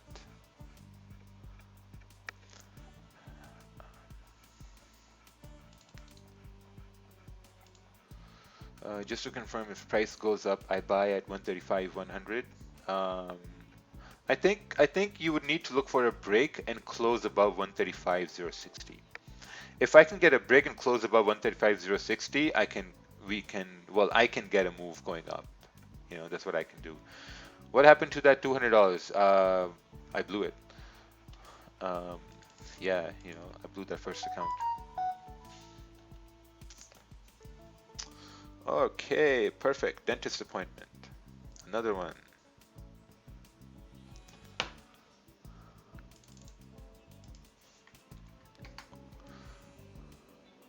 Looks like me and the dentist are good buddies now. Price can't break this level. Okay, this is the GJ 1 hour. Current price over here. Wait for price to come up to the range area. Looking for buys above this area. I think if you go down to a smaller time frame, you can look for a buy above this area here as well. Yeah, this area as well, you can do that. Can you explain how to set them zones in the chart? Yeah, just like I have right here. Look at the most recent rejections. What MMR are you? I don't know what that is. Thoughts on GU? I think you need to send a chart on GU so we can look at it. I don't trade GU, so I don't want to open up the chart and do like a breakdown while I'm looking to possibly take a trade on GJ. So when you send your chart, that makes it easier for us to look at it, give our feedback and stuff like that. How much have you lose when you start profiting? I guess you mean how much did I lose before start profiting? Everyone has a different threshold of losses. My threshold was a little bit higher. Anyway, it could be high, it was higher. So I mean, this is the thing. It doesn't make any sense when you want to know how much someone lost before they went into profits. I mean, why would you want to lose? Why would you want to put a cap on losing? That, okay, is losing this amount okay before I start to profit? I mean, I lost almost all my savings. I think in the start I lost around 85,000. So can you put okay, is that amount okay to lose before you start getting profitable? No, man. For some people, it's not. I've seen people get profitable their first month and they retain those profits. Then I've seen people, they lose, let's say, $1,000 and then they go into profit. So it all depends on person to person. Would you recommend watch GJ live streams to learn but trade UJ as a beginner, basically? Yeah. These live streams are not about GJ. These live streams are where you come on, you post a chart, we look at the chart, give you our our feedback, stuff like that. You learn some things, you ask questions. This is like a good time, just like a Forex radio show where you trade on the side, you come on and you hear us talk and whatever we talk about, while price is ranging and whatnot. Sometimes I do take a trade and I post it. I'm like, hey guys, I just took an entry. And some people take that trade, some people don't take that trade, and most times we win and sometimes we lose, and it's a part of the game. But we come here every day over and over again. And then you can't blame the markets, because when you lose, you go in shame. Because the market's not tamed. But you're only looking for fame. Do you remember the guy asked what broker do you have because you're trading live on yesterday we're doing the simulation, some guy says so what session is open right now? because in London it's closed. Yeah, he's like, the London is closed, but what session is open is and this was from it was pretty hilarious. Roy. It was fun. It was hilarious. Can you please review the levels here? All right, let's take a look here. Okay, so this is 1 hour chart. Is this support valid as per 30-minute? Yes. This is valid. Is this a better support based on 1 hour? Yes, that's a valid support based on 1 hour as well. Because if you look on the 1 hour, so this is valid on the 30-minute, and this is based on the range here, right? If you look on the 1 hour, now if the previous 1 hour candle closed bullish, then this means we've created some sort of a support over here, right? So you can kind of like visualize a support here. And then you can turn around and say, okay, if this support will only be valid if the volume in New York Open, which is right now, is going to push price bullish. That's the only reason why the support is going to be valid.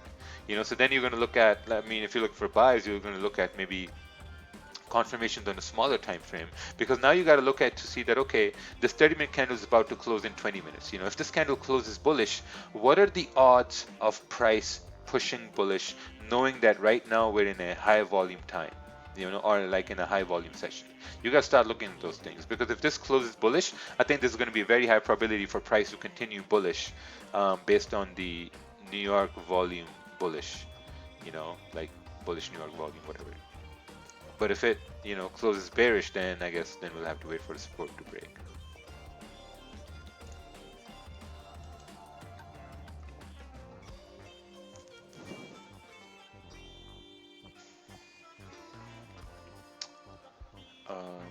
Hey, saw you on the TY episode. Y'all mad legit. Yeah, man. TY, we had him.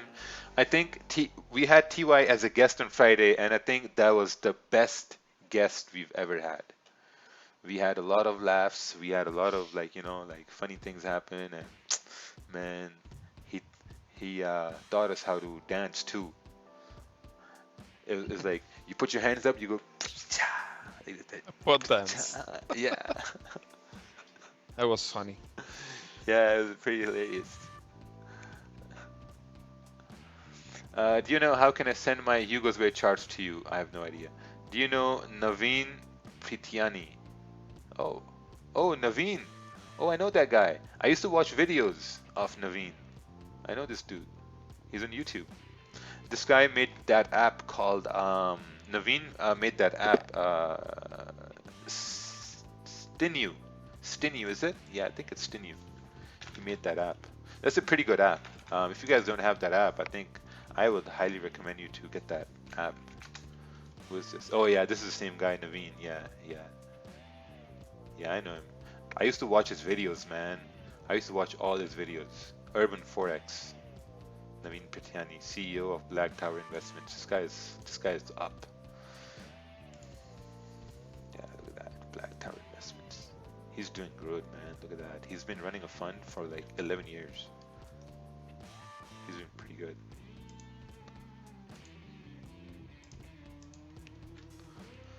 Woke up late today. How's the market looking this morning? Ranging. Yes, ranging on GJ. But I think it's going to continue moving bullish based on the 1 hour here. But ideally, I would personally be looking for buys above this area here.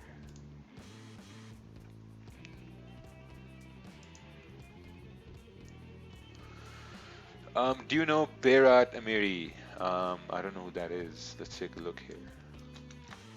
Berat. Man, I've been in the industry for so long. I kind of know everybody. Some people have blocked me. Some people are still there. Berat. Man, this guy looks like he's 6 years old. What? I don't think that was the right person.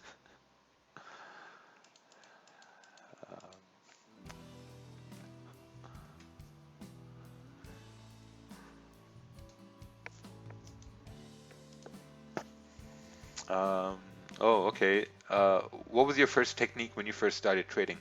When we first started trading, my first technique was basically looking at So what we would do is we would look at the 4-hour candles, right?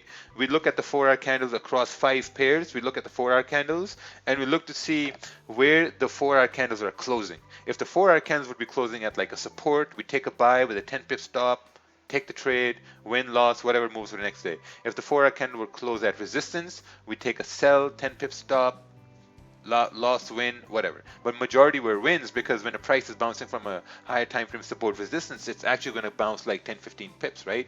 But then the problem came when I was removing my stops. You know, when you remove stops, that's when the problem comes in, right? So it's pretty bad. Let's take a look at this chart here. This is 1-hour chart looking for price to break here, okay?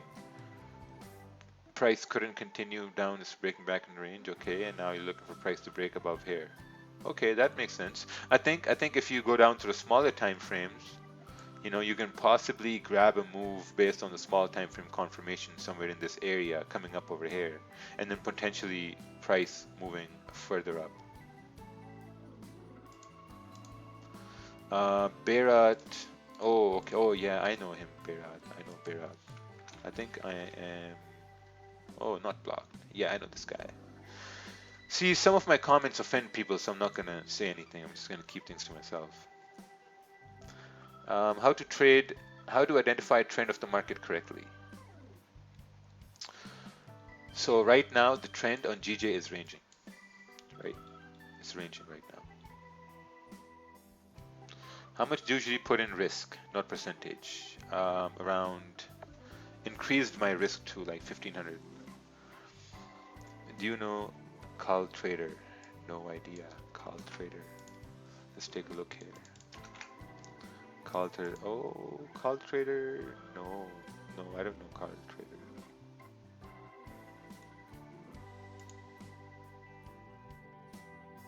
Oh, nice. Looks like someone's been watching me. I think having numbering like this, having numbering really helps people. Oh, follow back. Oh, okay. Oh, he's a follower. No, very nice. Yeah, I think having like numbering like this is really good. Really, like, you know, helps you analyze and really like follow your thought process. Yeah, that's a good word. Thought process.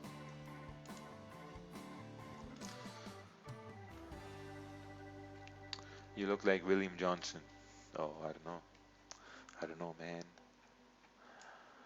I don't know. Just waiting here today here. Pretty rangy day over here, except for your USD. Your USD is the only thing that's moving. Even gold is still stuck where it was. It kind of dropped a little bit, but that was about it. Um,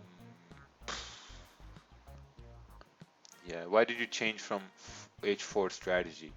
So basically what happened was while we were doing that H4 strategy, and I was moving my stops, and I was losing trades, and then I started to think that, man, I suck. You know, like I suck at this. I mean, I need to learn more. So I started learning more, and I started learning like Fibonacci's and trend lines and harmonics and Bollinger Bands, and started learning a lot. And then obviously, you know, it's you started losing even more. You know, because it happens when you learn more, and then you start losing more.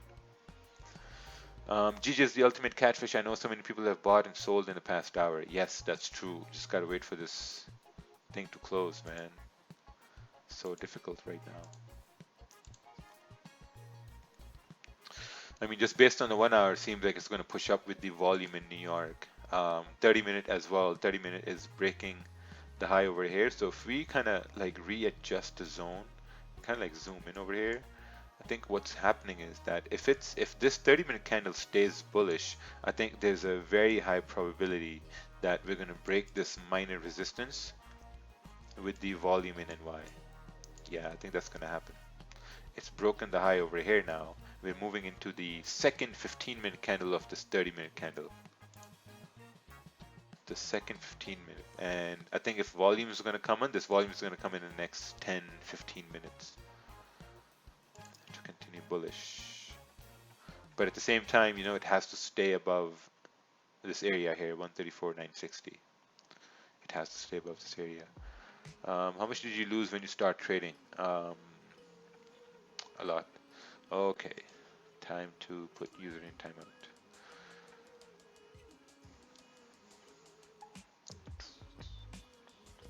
Okay, let's take a look at this chart. This is, and no, I haven't taken any trades. GA, 4-hour bullish price hitting support, not breaking below the low. This is the 15. Yeah, I think you need to look at the 30-minute time frame, not the 15-minute at this stage.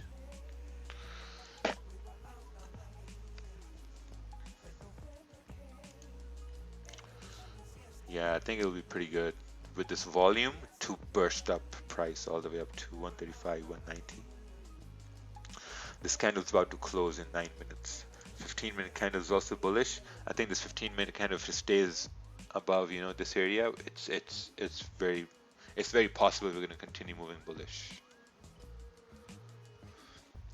You found scalping to be the best strategy for you. Yeah, actually, I found out that if I can correctly anticipate where the next 30-minute or the 1-hour candle will go, then I think I can have a profitable trade every morning.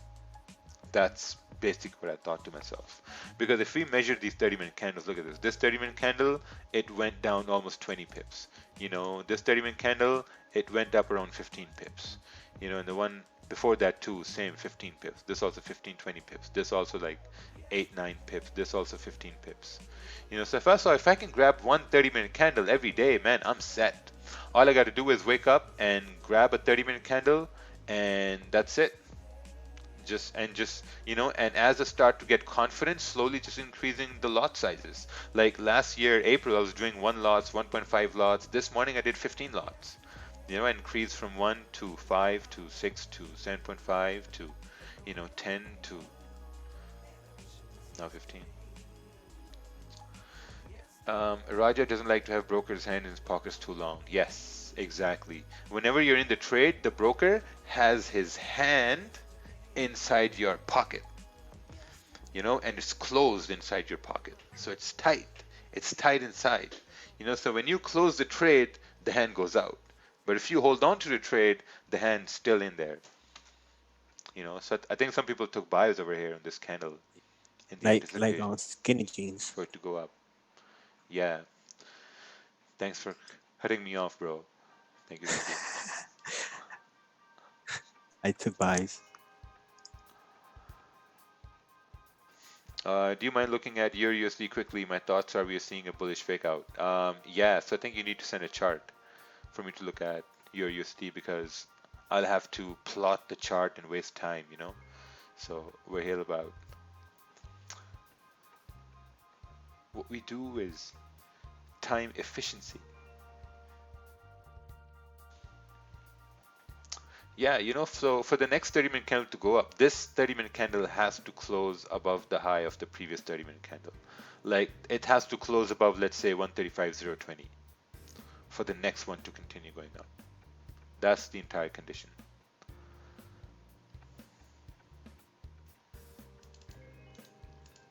All right, let's take a look at this chart here. This is rejection at resistance, USD CAD, anticipation to go down. Yeah, I think if we break below this area, then it can continue moving down. It's true. Can you explain that condition about the closing above the wick? Yeah, so for price to, I think for the next 30-minute candle to continue bullish, this 30-minute candle has to close above, the high of this previous candle. What made you give up Forex at the moment you sold? I was too deep in the game. And I really, really, really believed it's going to work. And the only reason I believed that, because I had profitable trades. And I knew if I can have one profitable trade, the only losing trades I'm getting are because of over trading and over risking. That's it. There's no other reason I'm getting a losing trade. Is there a reason behind it? Yeah, because the volume, because New York session, this is the high volume session. So if price has been ranging for a long time, and if you're expecting volume to come in New York, then this is the time when there should be volume, right? So that's why it should break up. Also, the previous 1-hour candle was also bullish. So, and the 30-minute candle broke the high over here now, and it's about to close bullish in 5 minutes. So I think the next one will continue moving bullish. Have you heard of Forex Tips 101 funding? Yes, we're going to have them as guests this Friday. That team is going to be on as guests. Will you wait for the close? I'm not taking any trade. I'm not taking a trade. This is just an idea I'm giving out. I'm not taking a trade at all. I took my trades in the morning. So I think this should continue moving bullish at least to 135, 180.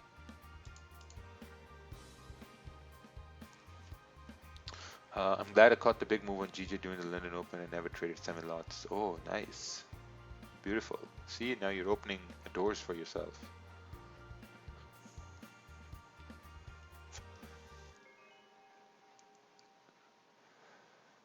Hey, Rag, can you look at NAS 100? I'm not Rag. I think you're thinking about the wrong person.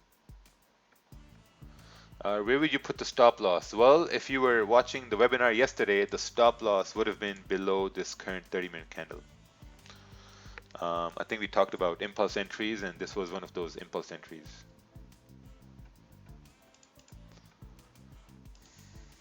Ooh, you are wrong. You said sells. No, I think for the past 15 minutes I've been saying buys. Before that I was saying sells, yeah, but then you have to be fluid. You can't, I mean, there's a difference between dumb and there's a difference between smart. Like if you're looking for sells and you are in sells, but if you see confirmations of buys and you're still in sells, then you're just being dumb. But if you are in sells and you see confirmation of buys, you see candles breaking the highs of the previous candles, then you're pretty smart. Then you're going to maybe close the sells and start saying, okay, you know what, this is probably not a sell, and now you're being smart. So that's something you have to keep in mind. Let's take a look at this chart here. This chart is Euro GBP 30-minute. If this candle closes bearish and the next candle breaks the wick low, sell. If it closes bearish, next candle breaks the wick high, buy. Yeah, makes sense. I think the best opportunity here would be to wait for price to make kind of like a support and then continue go up, because it's basically making a high right over here, right? So I think that's going to be pretty good. Can you go through your buy analysis in the Asian session? I didn't take any trades in the Asian session, so I don't know what analysis you want me to talk about.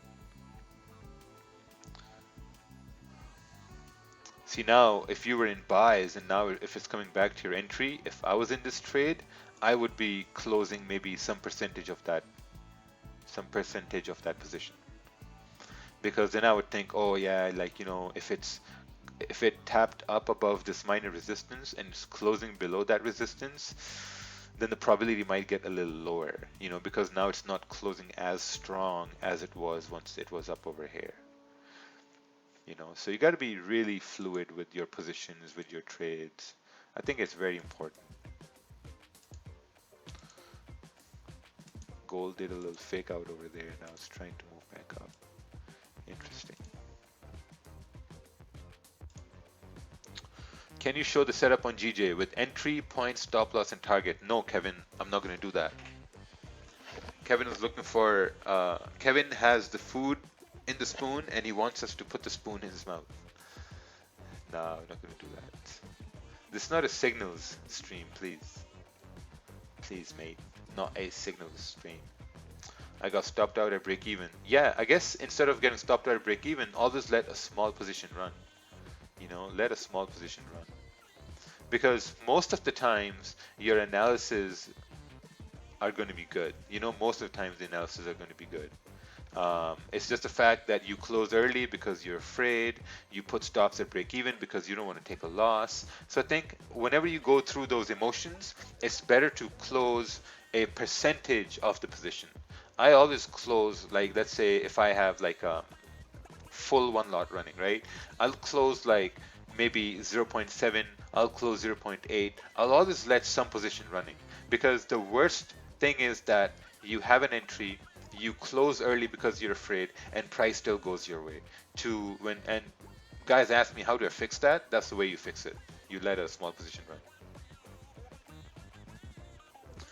Do you think it's a good idea to take a buy if the current candle closes above 135.004 down here?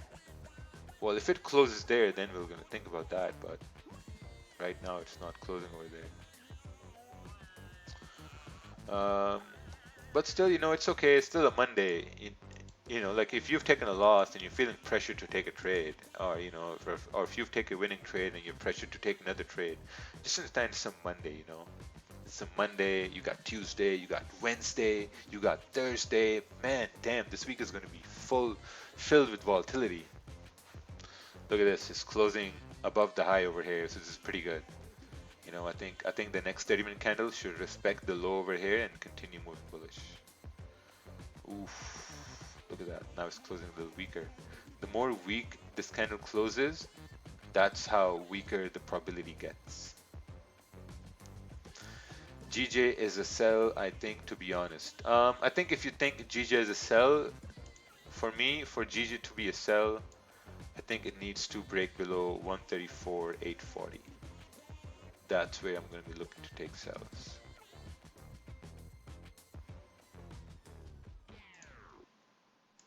Right now, we are right over here.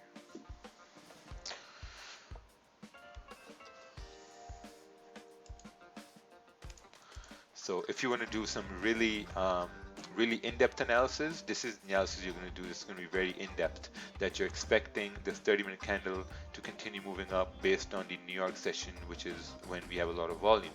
But if you want to do some simple, solid analysis where there's going to be a lot more weighting involved, you could just do this, right?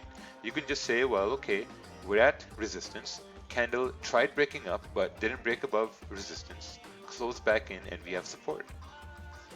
This is going to be a much conservative approach. Aggressive approach would be anticipating the volume in New York session to break this minor resistance on a 30-minute chart for price to continue moving bullish.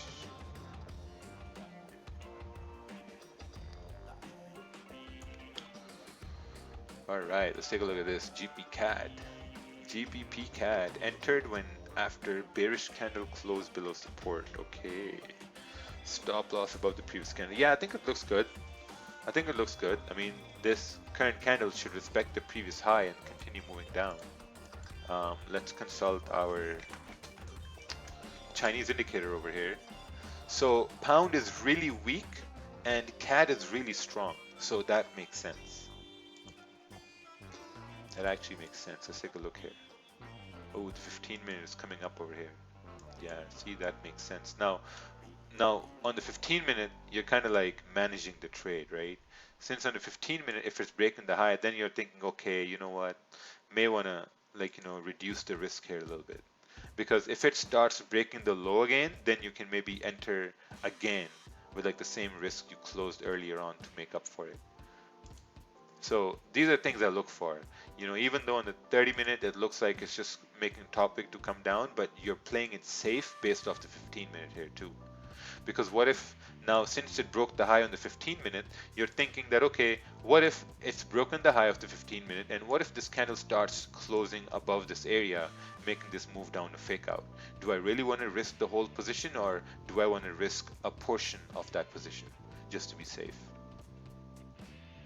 But if this candle starts moving down after it breaks this low, then you can add more risk.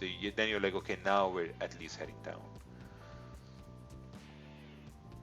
So it's kind of like managing the trade. Ooh, look at that. Look at that, man. This is beautiful now. The volume, this is the volume from the New York session moving price up above this resistance. Am I late to buy this? Oh yeah, absolutely late to buy this. You're really late to buy this.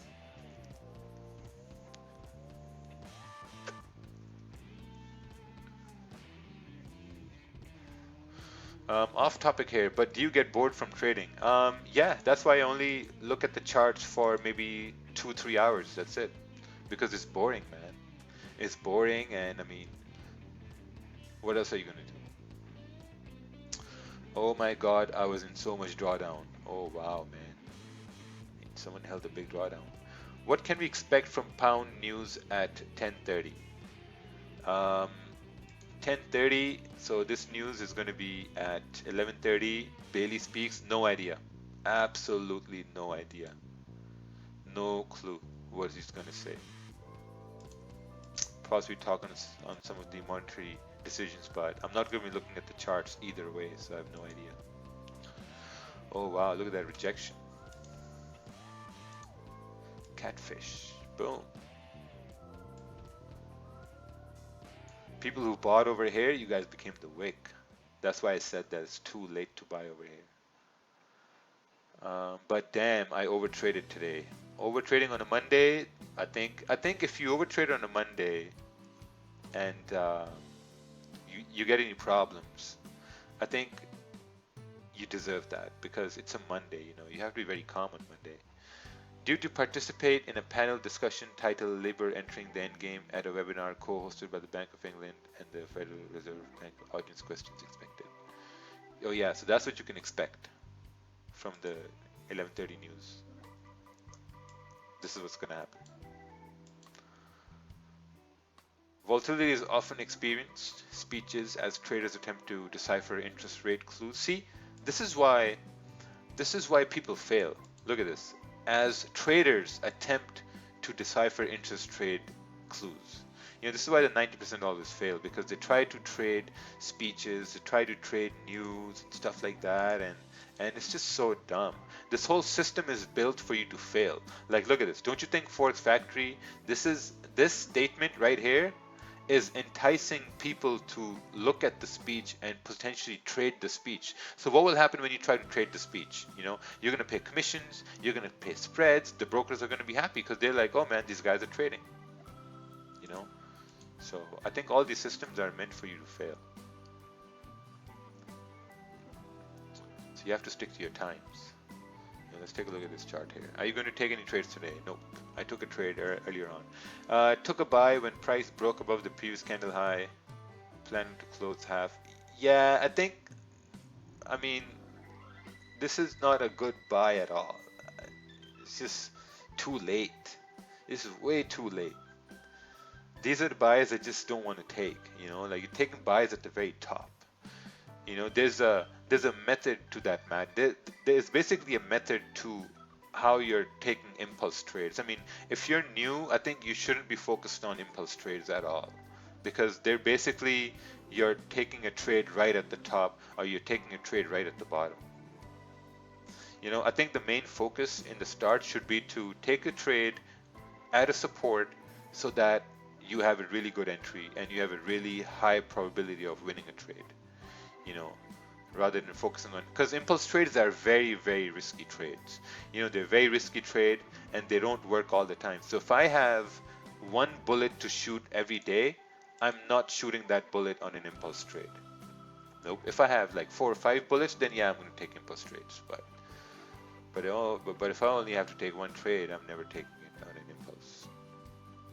Like this here worked, right? Like if you look at price over here, if you had like support, you had support right over here, you had this candle break below support. Once this candle was breaking above the high of the previous candle, this is where I took buys on GJ earlier on. This was like before the live stream, because then I said, okay, if it's breaking the high over here, now there's a very high chance that this move down would have been a fake out. You know, and then next candle started to go up and towards resistance. Perfect, I profited. But over here, the problem was that once price was coming up, there are wicks here to the left, you know, and wicks to the left mean potential rejections. So this is why this didn't work and this worked, because once we broke the high, the next stop is maybe this wick over here or this move up over here, because we know for fake outs, that's what price does. I mean, if price couldn't move down in a fake out, then it's probably going to go up.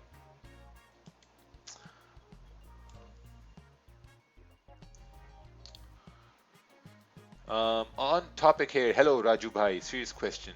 My name is Raja, by the way. Can I give you some money, like 50 Ugandan dollar, and you give me back 1 million pound after a few years? Oh, actually, I have this investment thing running on where you can deposit $500 and you can get 50 million in 4 days. Yeah, it's a very private investment, very, very private investment. You don't need to show any proof of income. You You just need to show up with $500 and you'll get 50 million in 3-4 days. Yep, perfect. You can just e-transfer $500 and we're good to go. Cash App, Venmo accepted.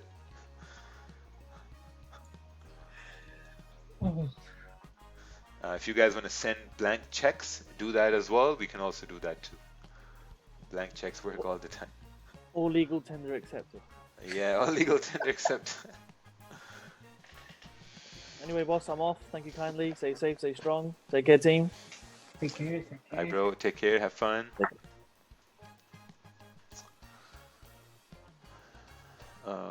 Why are wicks potential rejections? I thought they were destinations.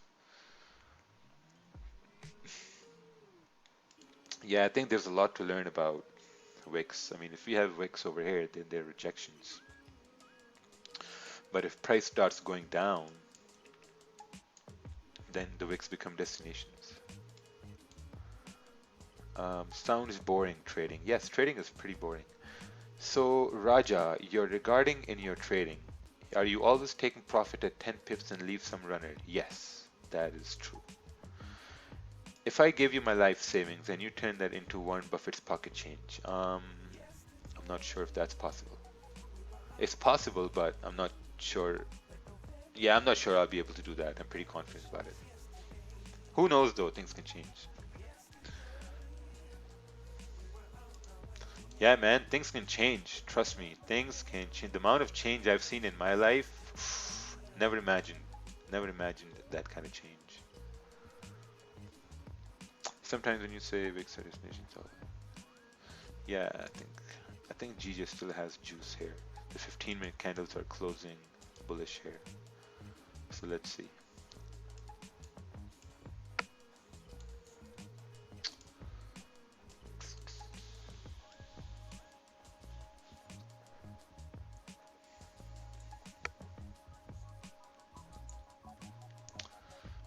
Sometimes when you say wicks are rejections, then wicks are destinations, which is which? It depends on situations, basically. If you look on the 1 hour, and yeah, we don't have that situation here on the 1 hour. But if you look on your JPY, oh, your JPY is actually approaching the target we had in the morning. I think your JPY is the only thing that moved. Is it a good to enter if GJ breaks that resistance on 30-minute? Yeah, I think since this candle is coming to a close, I think a good idea would be to maybe move stops below this 15-minute candle and really expect the next candle to continue moving bullish.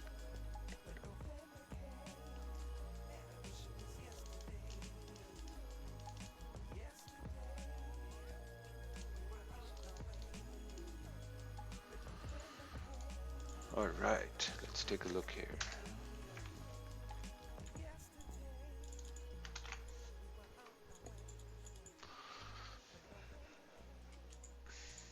Global Tech 01. Oh, account is private. This is the last time I'm taking any recommendation from the Gulag. My Zoom isn't opening on my computer, so I can't send you a chart. Do you think above 0.178 is a good buy zone? Above 178. Yeah, sure. I think above this area is also a good buy zone. Also, this 30-minute now, I think it's going to continue moving up. Yeah, I think above like 135.090 is also a pretty good buying area above there. Do you think if I trade purely UJ, I would get to your level? I don't like GJ yet. Yeah, for sure. I mean, if you focus your mind on just one pair, man, you're gonna get really, really good at that pair. You're gonna get really good. That's what I did. Just focused on one pair.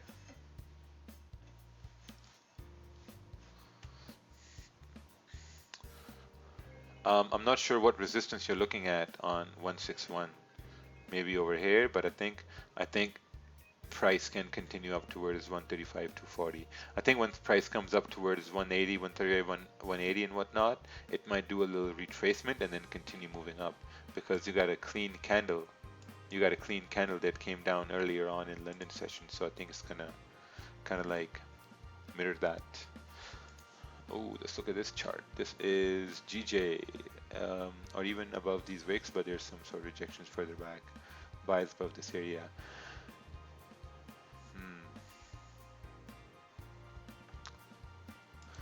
Yeah, I think above this area would be much safer because then you have more room to go up.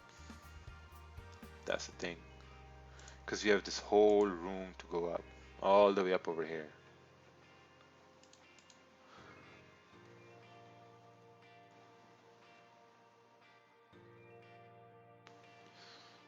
What's this? Euro USD.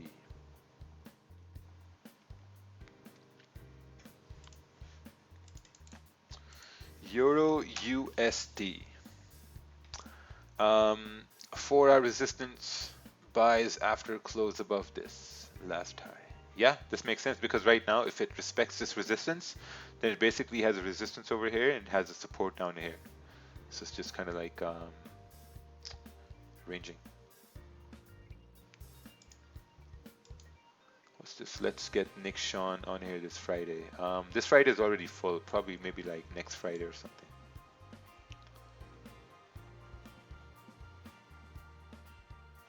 Oh, there we go. I guess we're breaking now. Now we're breaking in the last 15 minutes of this 30-minute candle. And this 30-minute candle has also broken the high over here. Now I think it has a much higher probability to continue moving bullish. A much, much, much greater probability.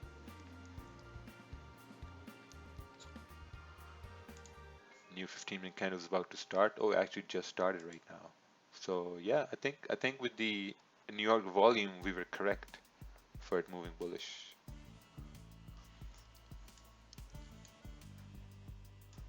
Yeah, once we respected this low, I mean, this candle, I mean, it did come up, came retracing back down, but never broke this low. So it's still good.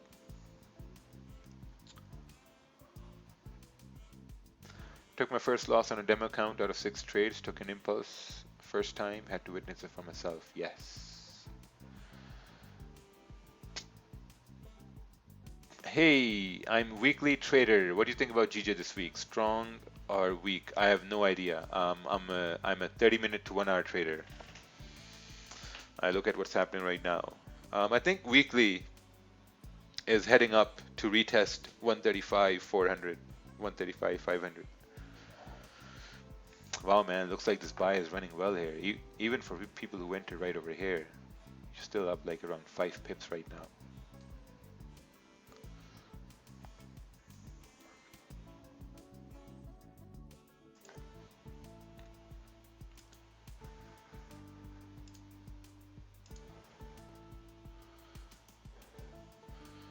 Beautiful. B-E-A, beautiful.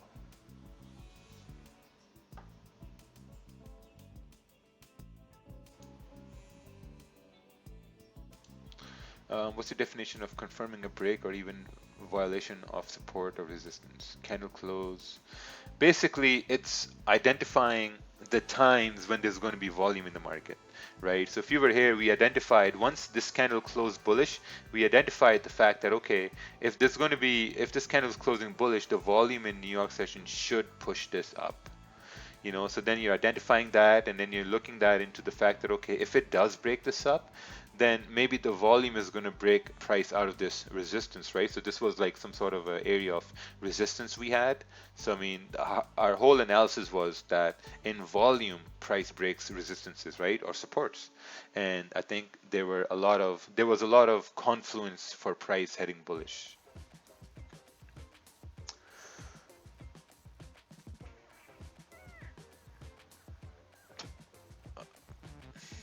Can I send a chart of GJ 1 hour after London Open? Yeah, sure, but we're at New York Open right now. And dude, why do you watch TikTok videos? Because TikTok is awesome. New York session will bring GJ down. This is the New York session. This is 48 minutes after New York Open right now. So I don't know which other New York session you're looking at. I think maybe you mean the NYC Open, but this is the New York session right now that is running. Man, come on.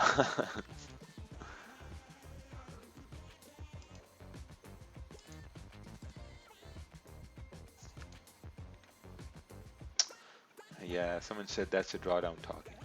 Yeah, I mean it can go down, but it has to break below the support now to go down, right?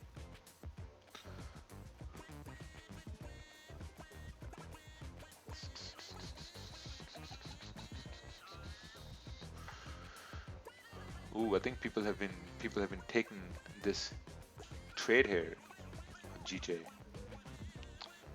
Looks like you guys are the only ones who took this trade.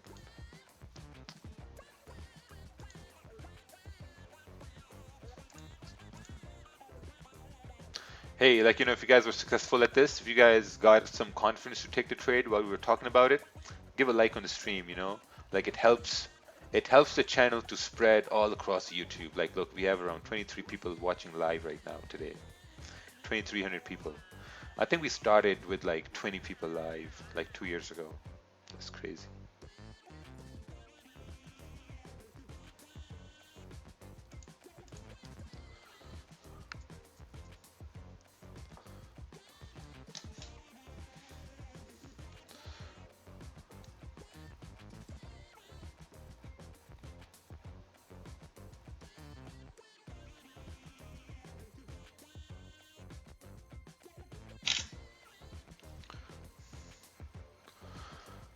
Um,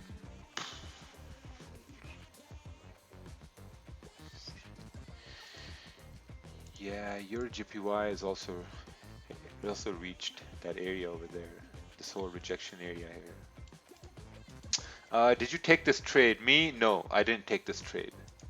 Ooh, someone called me a scammer. Oh shit, my bad. Sorry, man. Sorry to offend you.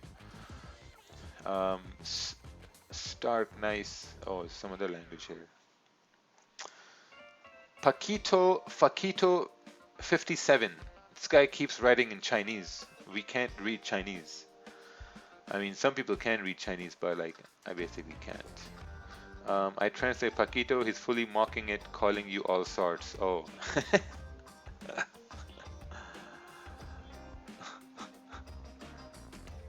Paquilo el chocolatero.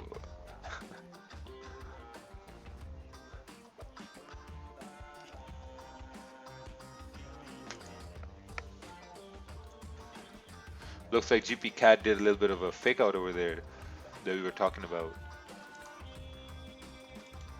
on the 15-minute chart. Now it's coming back in this ugly, ugly range.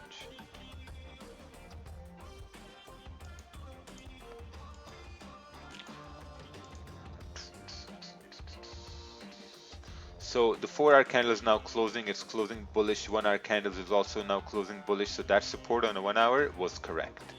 I think that was very, very correct.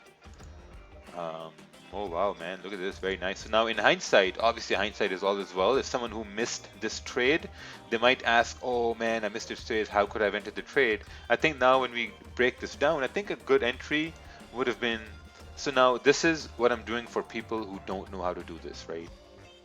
Someone might say, oh yeah, they just analyze them afterwards, man. No. Once it broke the high, could have had a stop below the 1-hour candle. And then you take this information and you go on to the next day, and then it's going to happen the next day. It was kind of like what we were talking about on the 30-minute chart here, respecting the lows and moving ups. Someone got scammed into $245 profit today. Oh, nice. Nice, nice, nice. Why do you guys keep coming back, man? Always a pleasure to be here in the Gulag. Thanks for the great stream. It made me a much better trader. Oh, thank you. Appreciate it. Is it possible pound becomes strong on the speech later on? Yeah, it's possible. It's possible it can become stronger, but I do think pound is gonna become stronger. And one reason why is because they have lifted the quarantine restrictions. When you go to the UK. Before Friday, if you went to the UK, you had to quarantine yourself for like 14 days. But now they've lifted those restrictions, so you can go there. So I think most of the Britain runs on tourism, so I think fundamentally pound should get strong. I mean, the restrictions are being lifted. This encourages more businesses to open.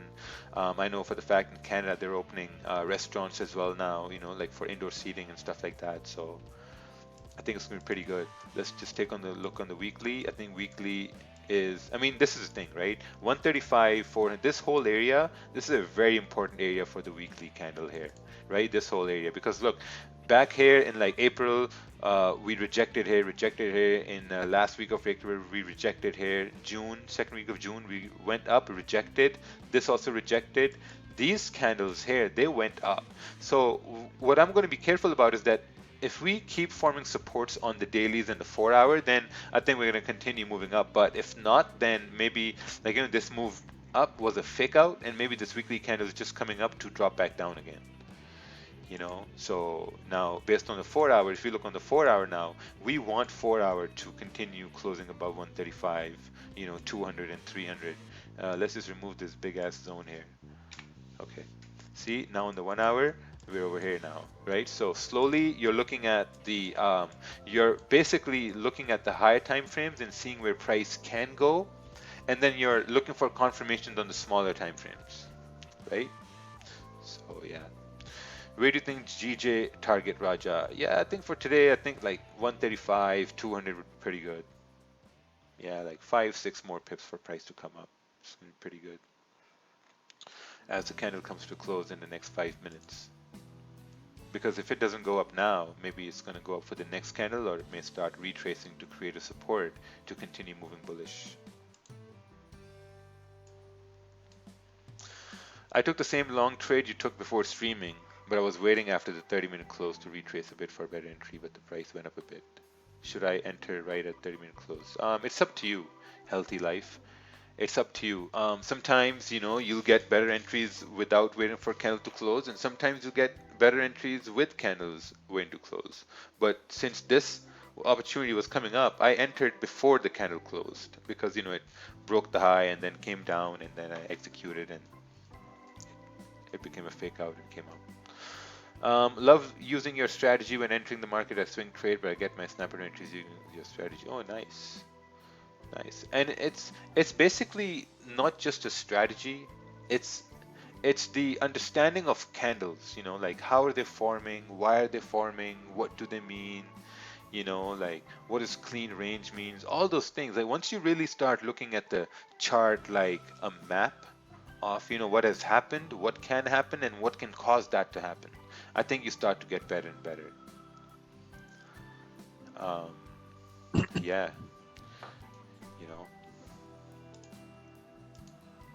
So again, Gonna head out, Racha. oh, you're heading out?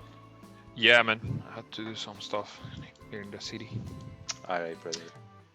Take care, okay? Sounds Be good. good. Take care. Take Yeah. care. Yeah, man. Take care. All right.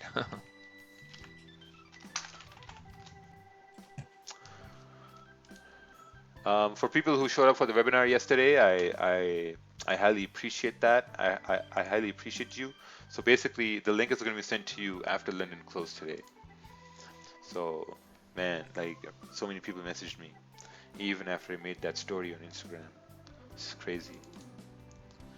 Man, you guys need to really listen.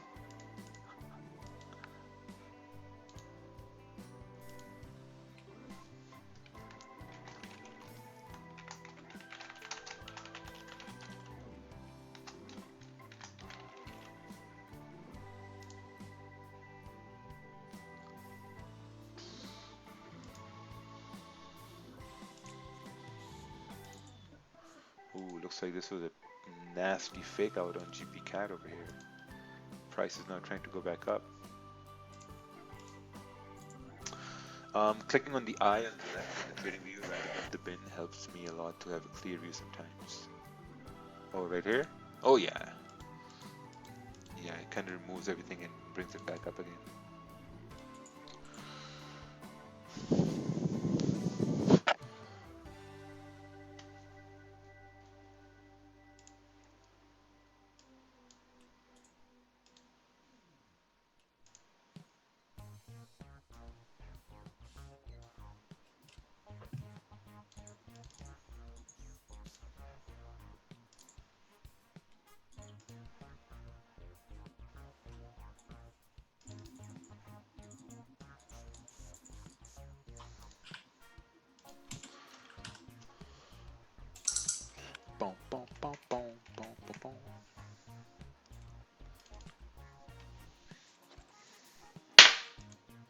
maybe a portion of it.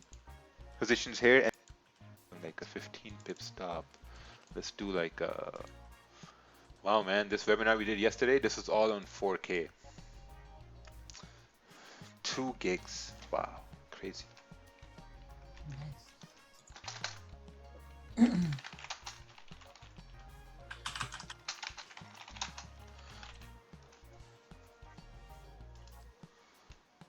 Can GJ do a fake out now? Yeah, I mean, if it does a fake out, then it does a fake out, right? I mean, it closed above this resistance over here. So if it closes back in the range, then it closes back in the range.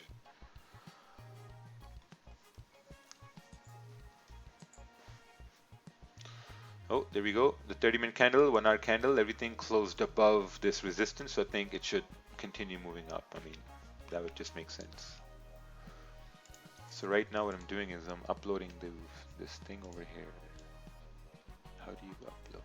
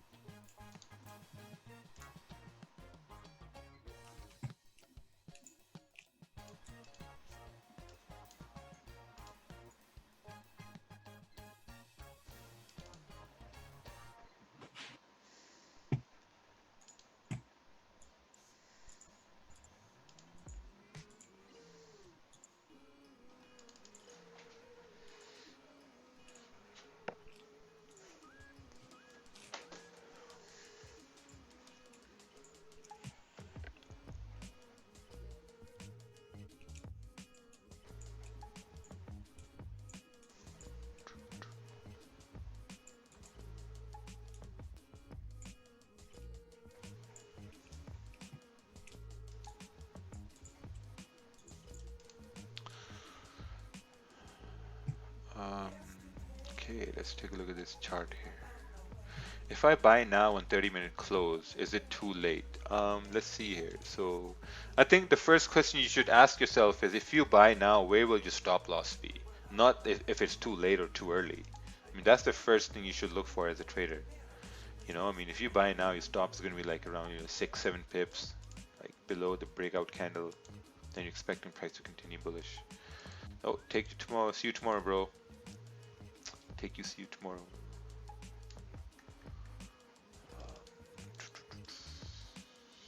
Let's take a look here. Good night, Uncle Raja from Australia. Ooh, good night, good night. Sweet dreams. Sleep well, sleep well. Stay strong. Oh, candles is ranging here. Okay, so you're waiting for price to break above this area now, 135, 170. That makes sense. But I still think if we broke above here, we should continue moving up. It's also coming down to the time where I end the day over here. So I hope it's a Monday and not everyone tries to overtrade and over risk on a Monday. Please, man, it's a Monday. We got Tuesday tomorrow. We got Wednesday tomorrow. We got a lot of days coming up. A lot of time. A lot of time. Yep. Let's take a look at this one last chart. Waiting on possible retest to take buys. TP1, TP2, TP3.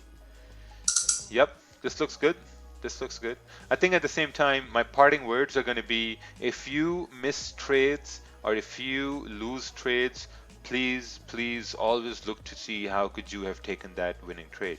So if I'm looking at this, I'm looking to see that I could be entering once this candle was forming down here and having my stop below the 15-minute candle. That's what I would be doing if I was entering the trade for price to continue moving bullish. You know, and that's, I know, because I've seen these things happen, and you know, I've always looked to see how could I have entered the trade. Like if I miss a trade, I never miss a trade by saying, oh shit, I missed a trade, let's move on to the next trade. No, man, like am I retard? No. Like I'm gonna look at that and say, okay, how could I have taken that trade? How could I have taken an entry? How could I have had a winning trade or made some money, you know? So this is serious business. Like whenever you miss trades or whenever you lose trades, and if you're not looking at it in a way to see how could you have taken that trade, you're learning absolutely nothing from it. You're just wasting your time. You're wasting your time, you're wasting your energy, your money. It's just pointless. You know, so always do that. And I say this every day, man. Trust me. I say this every fucking day. That always look to see how could you have taken a winning trade. So it's very important. You know, because sometimes there will be no retests. There will be no retests at times. You know, and when you have no retests, it's really important for you to see how could you have been in that trade if you missed the retest or if there was no retest. You know, and that's how GJ goes sometimes. There are no retests. So, yeah. Have a good day, everyone. We'll see you tomorrow. Take care. Take care. Tomorrow. Take care, Vincent. Yes.